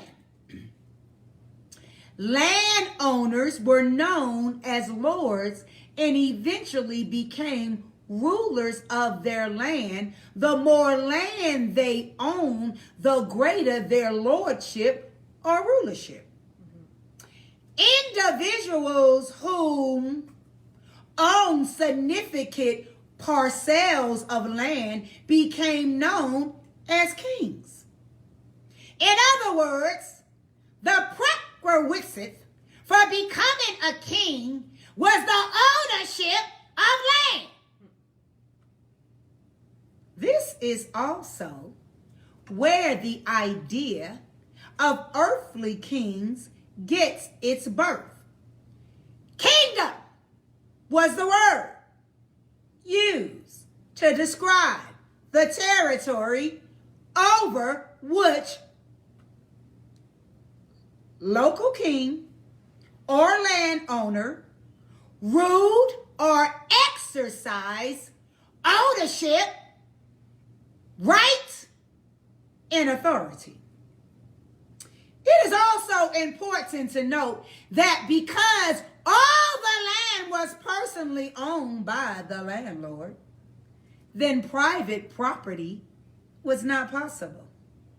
Thus, all the people who lived on and worked the land did so at the pleasure and mercy of the king or the landlord. Everything in the land, including animals, natural resources, and all other materials, were considered the personal property of the king or lord.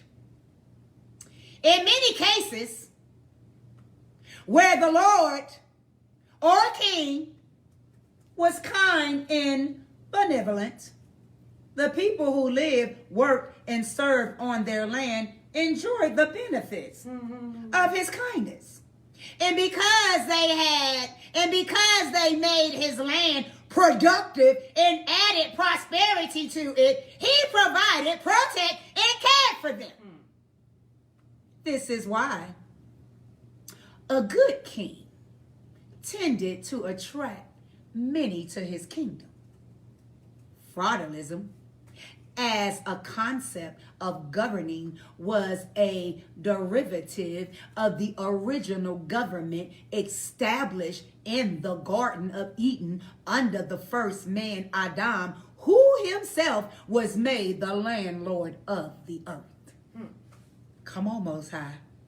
The Most High Yah's original plan was a feudal system where all men served as kings and lords of the earth, ruling not humans, but animals, plants, birds, and water kingdoms.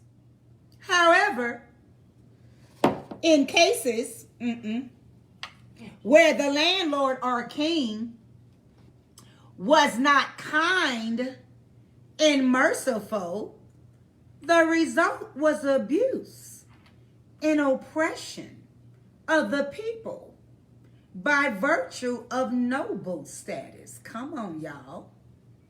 Whoever owned the land controlled those who lived on the land. This your Independence Day. Feudalism is an illustration of the danger of putting the authority that belongs to the King of Heaven into the hands of ungodly and unrighteous human kings and lords. When the culture migrated away from agriculture to industry, the noble lords eventually lost their power.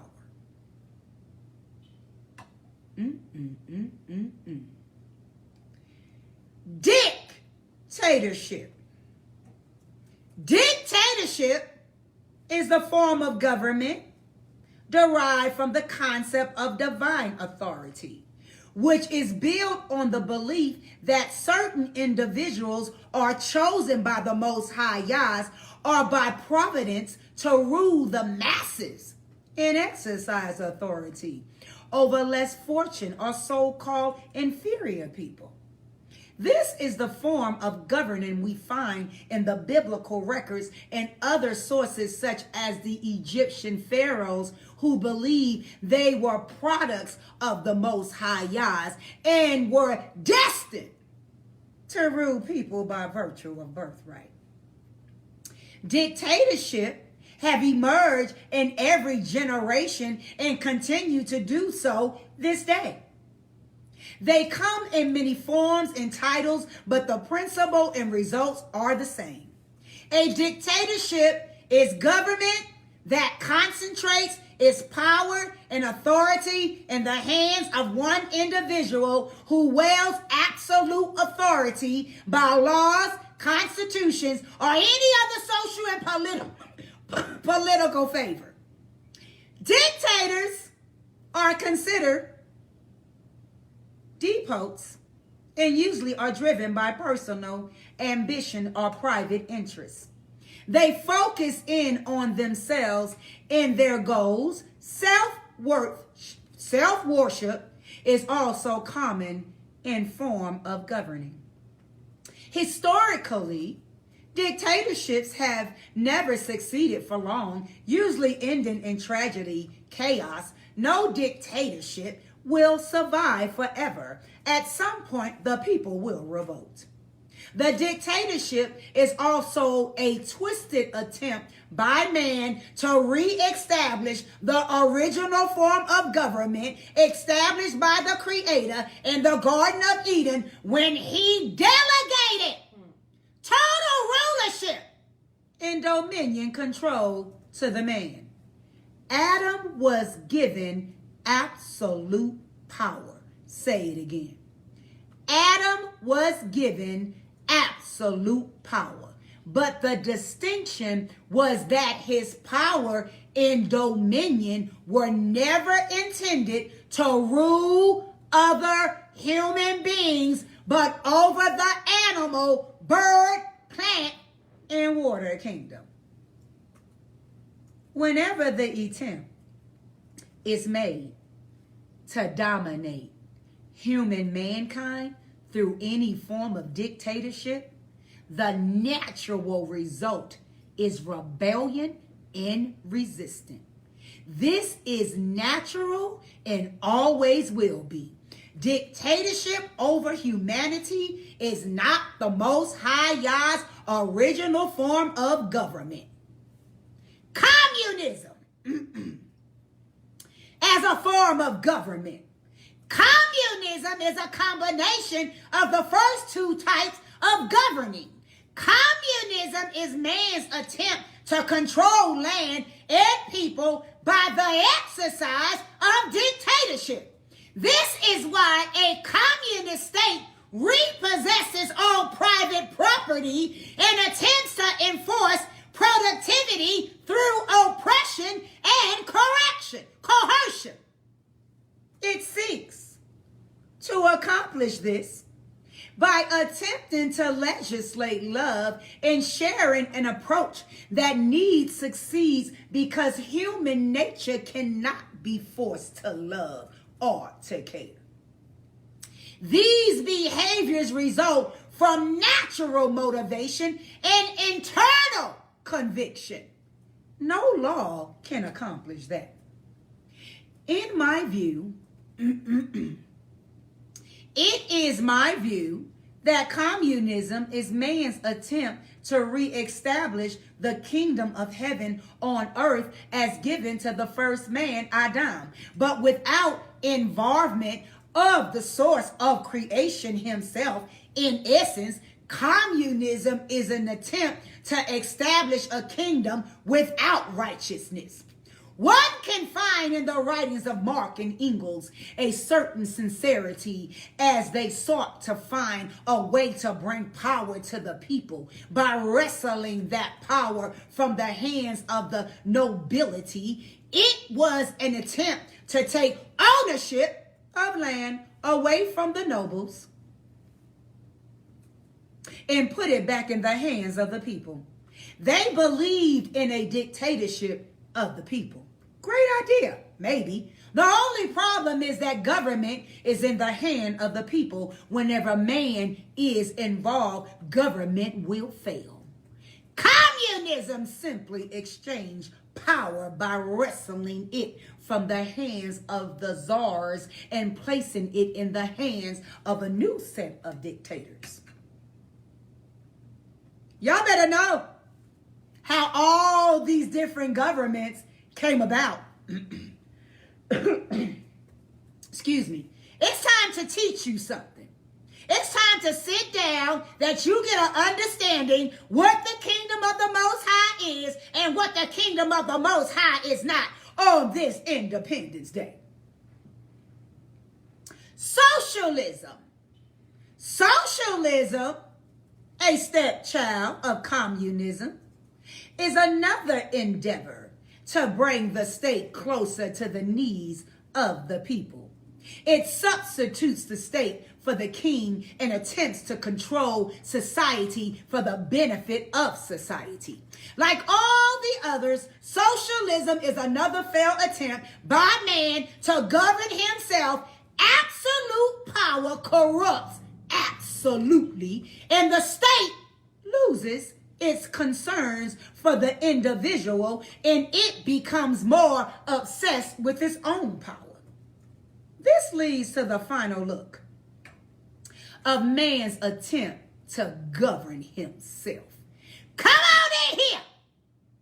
Democracy. I know y'all are not still going to celebrate the 4th of July on this so-called Independence Day. We were still slaves. This is not our Independence Day. This leads us to our final look at man's attempt to govern himself. Democracy. Democracy has its roots in the writings of the Greeks and is viewed by many people, even those in the Western religions, as the perfect government. Plato called it the fairest of constitutions, but did not so only reluctantly, because he saw weaknesses within democracy that would lead to its downfall. the rule of the people, by the people, and for the people is a fine idea. It is man's attempt to get further away from despotism and tyrannical rule. Democracy, as a principle, is man's reaction to all the other forms of government, such as feudalism, dictatorship, communism, and socialism. A close study of the roots of Western democracy will reveal that it was a reaction in rebellion against a divine choice of feudalism system of governing called a kingdom. In reality, America was built on rebellion against a kingdom. Oh, come on now. Come on now.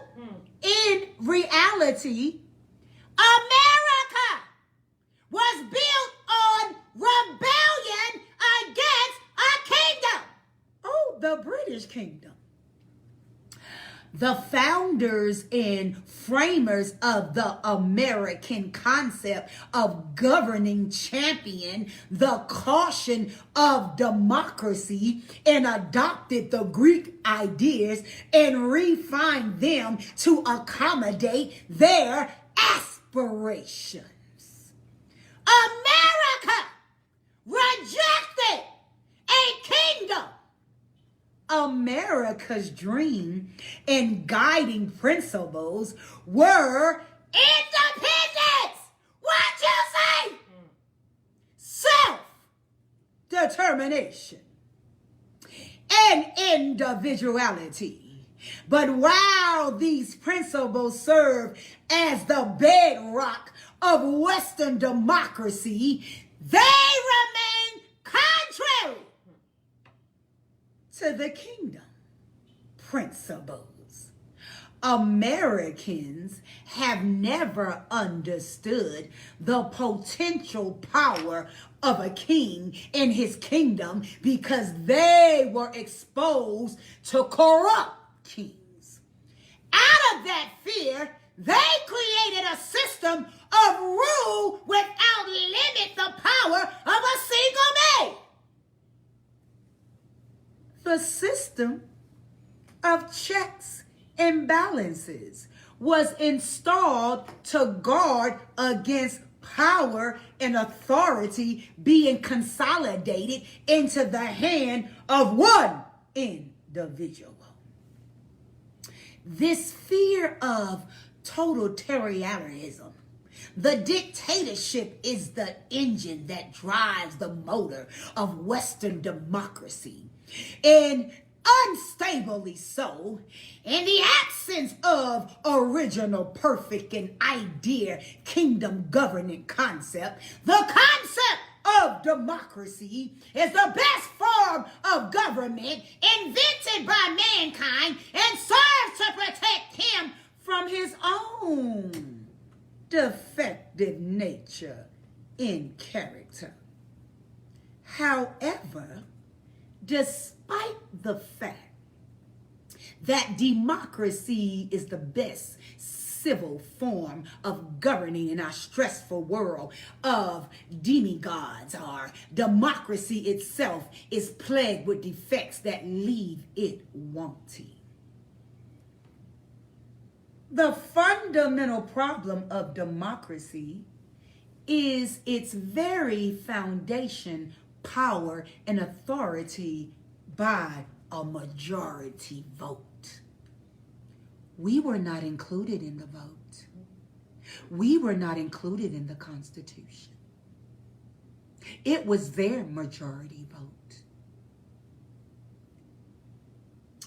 Democracy is the best form of civil government as we know it because of its basic tenets and because of the checks and balances of the system. It is also built on the premise of principle of the majority rule. Yeah, right. And the protection of individual rights. Yeah, right. Democracy has served our nation well in that it has given voice to the people and provides opportunity for broad-based participation in the political process by the people of a nation. Oh, no, it don't. It checks and balancing system further protects the masses from the monopolization of power by one or by few. Yeah, right. Despite its disadvantages, and benefits, however, democracy does come with a few crucial defects. One such defect is its fundamental and major principle of majority rule. This defect is crucial because even though it gives power to the majority of the people, at the same time, it places morality, values, and the standards for the law at the mercy of the majority vote, thus legitimizing the majority's values, desires, benefit, aspiration, and preferences. If the power of democracy is in the people, then we, the people, become the sovereign of our lives, incorporate destiny, and thus become our own pivotal ruler in God. This is the re-emergence and manifestation of the age-old philosophy of humanism. Humanism is simply man becoming his own measure for morality, judgment, and justice that places man at the mercy of himself. And that's what's going on. So no matter how educated man may become, he can lead himself only as far as he goes himself. The record of history and the present state of the world gives evidence that man left to himself makes a poor God.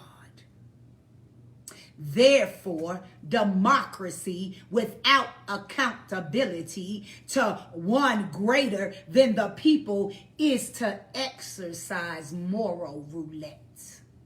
Simply put, democracy without the Most High Yah is man's worship and elevation of himself and his own intelligence. What a tragedy! Democracy cannot succeed without the Most High Yah any more the communists can succeed without the Most High Yah.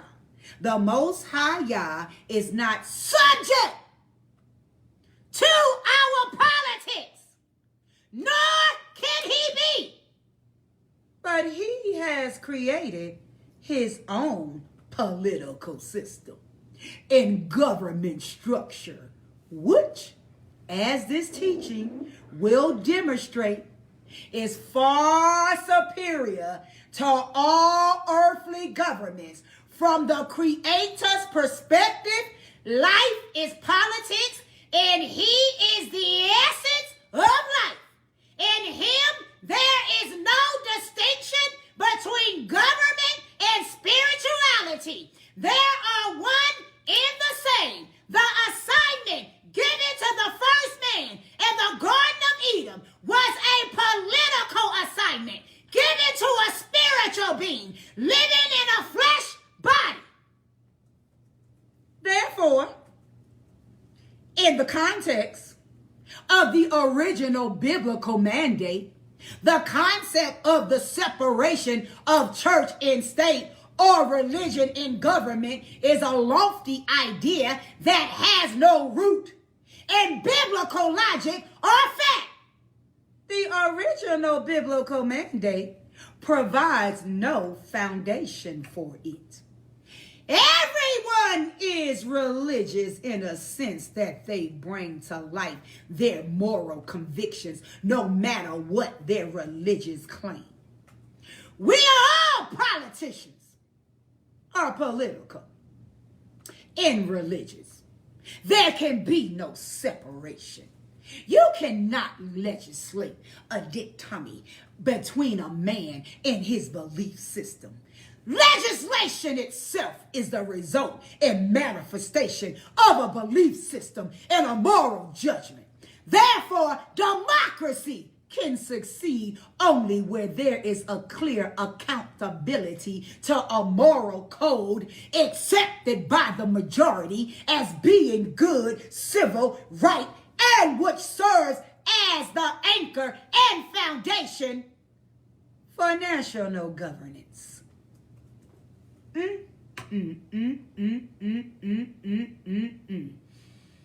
Woo, Most High Yah. The Most High in the scriptures. This is stated within the constitutional document and provides an authoritative reference for governing within our nation. Consequently, with the majority votes and the results are in keeping with the natural laws and the standards established in the biblical text, then the vote is considered legitimate. On the other hand, when the majority votes in violation of a natural law and the principles established by the biblical text, that vote or legislation becomes illegitimate. In essence, the problem with democracy, rule of the people, is that the vote of many can be the wrong vote. Another weakness of democracy is that it is not absolute. Its concepts and laws can blow like the wind. It can be easily influenced by the changing culture. Because the citizens can so easily be manipulated by a shift in the culture and by the will of the people at the top. They can introduce to abandon their rights and transfer them to those who rule over them.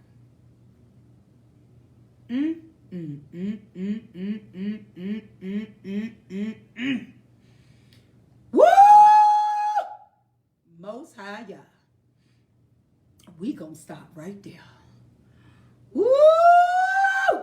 Most High Yah. We gonna stop right there. You better walk away from this day knowing that this is not your Independence Day. We started out this thing with the law, the prophets, and the writings, talking about bondage. We, before that, read you the letter of Frederick Douglass. What is a slave? To the 4th of July. Then we broke down the kingdom of the Most High Yah versus the other kingdoms of this world, from communism to socialism. Oh, come on now, to a dictatorship, to a democracy. You have to know the difference between being in this world and not of this world. He has given you a kingdom, an unshakable kingdom, for you to rule and reign in the earth realm.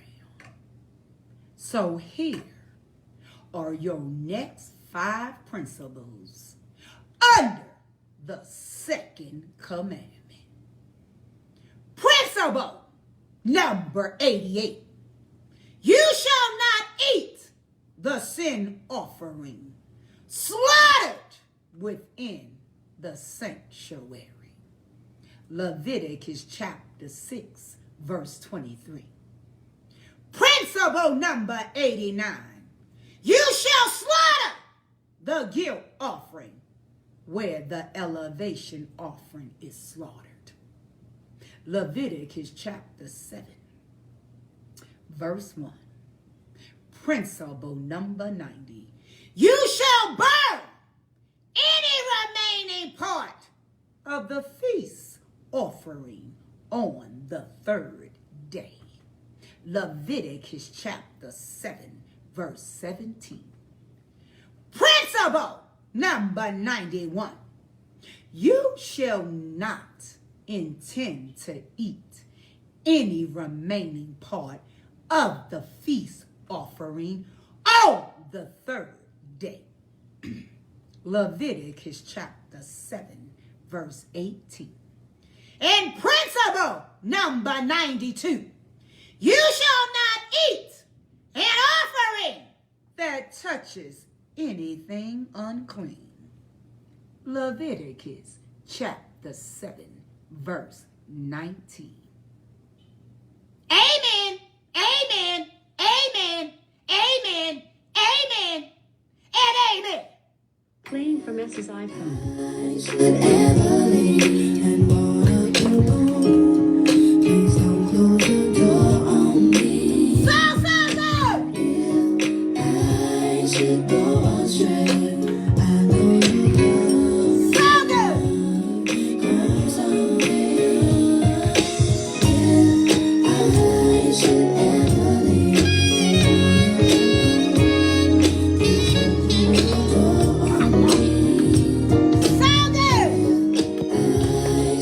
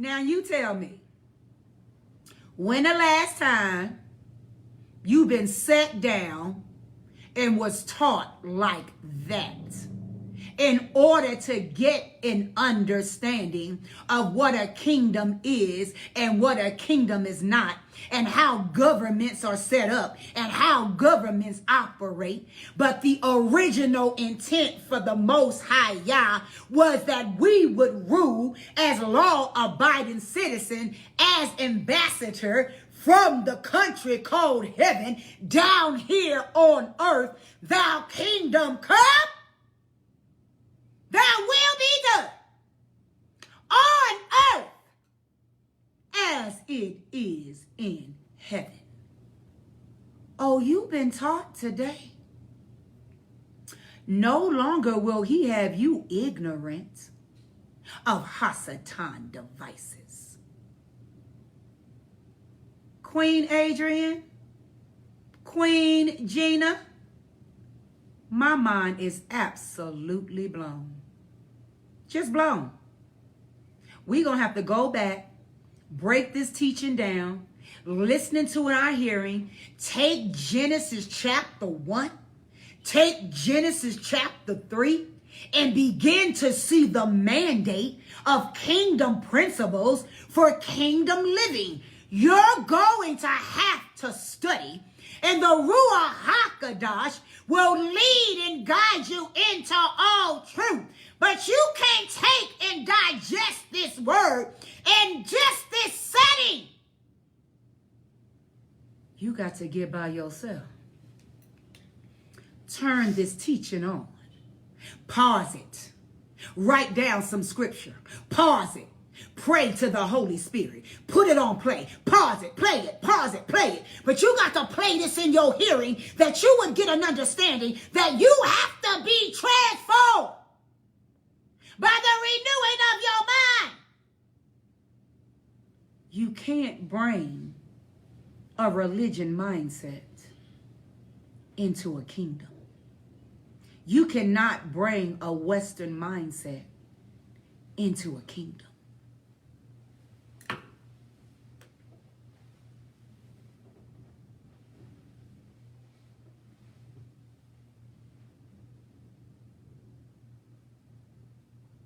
You're going to have to study. You're going to have to sit down with this teaching and study. Because we gave out a lot of information this afternoon. We gave out a lot of information. That's knowledge. Information is knowledge. So what you going to do with all that information, that knowledge you were given? Are you going to sit down and study that thing out so you can move from knowledge to comprehension? And comprehension means understanding. Nobody ever taught you before. They just told you was going to be all right and have a little bit more faith. Choir sung to you and you went on home. You probably shouted off the songs, fell out on the pews, they threw a cover on you, and that was it. But you ain't been taught nothing. You ain't been taught. You are the real Talmudim, the disciples of Yahushua, and now he's sitting you down as students of the word, and you are being taught the word. Line upon line, precept upon precept, with understanding that you could move from comprehension to wisdom. And wisdom is application. So now you can apply this thing to your life, that you really know that the word is about a king and a kingdom. It's not a religious book. It's about a government that has its constitution that the Most High Yah gave to the children of Israel.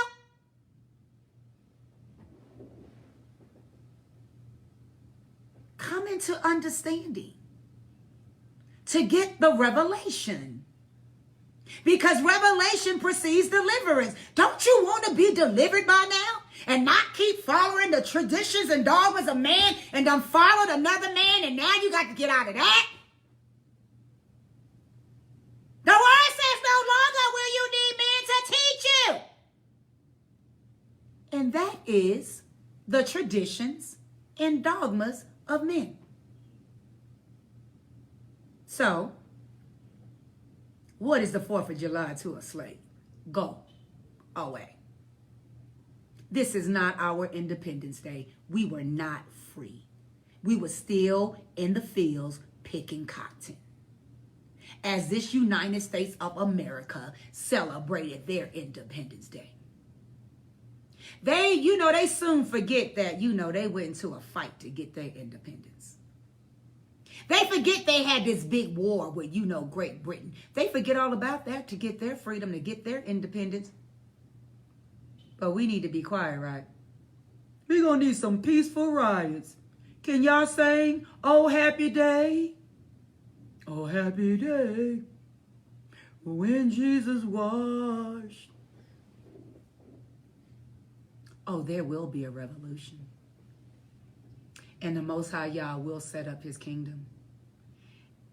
When he came in the beginning, he came as a lamb. This time he's coming as a lion. Yeah. Get ready for this kingdom. Get ready for kingdom living, kingdom principles, understanding the whole journey you on right now, that you would return to the original intent. Thank you, Most High. So Shabbat Shalom, Queens. I'm so glad it's storming in Colorado. Send us a 4-man ladder rain. Thank you for the rain, Most High, on your sweet, holy Sabbath day. So get to the blog spot, get to Facebook, get to YouTube. It will encourage you. Share this video. Have a supernatural day 7. I love you, love you, love you. Ooh, I love you. I love you. Bye now. So